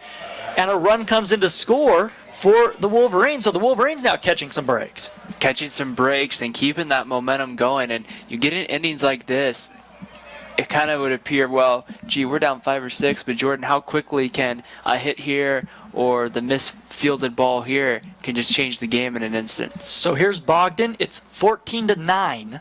Bogdan at the plate with runners on first and second here in the ninth. One out. Double play depth for St. Mary's. The pitch. That one swung on. A little fly ball into right field. Coming in to make the grab is Gonsolin. He took maybe 1 or 2 steps in, made the grab, and just like that, they're 2 away. And here comes Zach Fuller. So Bogdan being very aggressive there. And the Wolverines are down to their final out. Gotta like that at bat, though, from Bogdan after having, the couple of the strikeouts earlier. He gets a pretty good pitch. He doesn't chase it and just hits a fly ball. I mean, when you're a hitter, there's going to be times when you swing at good pitches and you're going to not get hits just because you used to hit it right at somebody. So here's Fuller, 9th-place hitter, hitting from the right side. He's 0 for today. Strike in there. Schlehuber on first base. Atkinson at second for the Wolverines. They trail 14-9, bottom of the ninth. 2 out. Nate Simmons, the right-hander, on the mound for St. Mary's. The 0-1 pitch. Fastball misses high and away. And it's 1 ball, 1 strike. No wind to speak of at the moment. The ball carrying pretty well this afternoon, as this game just over 3 hours old.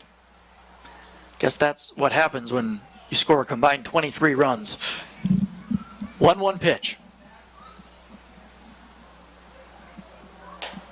Breaking ball catches the outside corner, and it's 1-2 now to Fuller. So that's the nice thing, though, about baseball. There's not really a clock. You can just kind of play it at a good pace. A little escape from the world, which is seems like it's going 1,000,000 miles an hour everywhere now. 1 ball, 2 strikes to Fuller. Swing and a miss. He struck him out, and that's the ball game. A beautiful slider there from Nate Simmons. The Wolverines put up a fight, but ultimately they can't overcome 6 errors in the field, which hurt them mightily. And they can't overcome not coming up big, I guess, with runners in scoring position earlier in the ball game. So they lose this one 14-9. Just game 1 of a doubleheader here today, though. So we'll head out. We will head out. No post game for this ball game, as we need to get prepared for the next one coming up in just about 30 minutes. So if you're in the area, come on out to Brent Brown. Should be a good one. The second game of this doubleheader. For Ryan Pickens, I'm Jordan Bianucci saying so long just for a little bit. The final score here from Brent Brown Ballpark: the Gales 14, the Wolverines 9.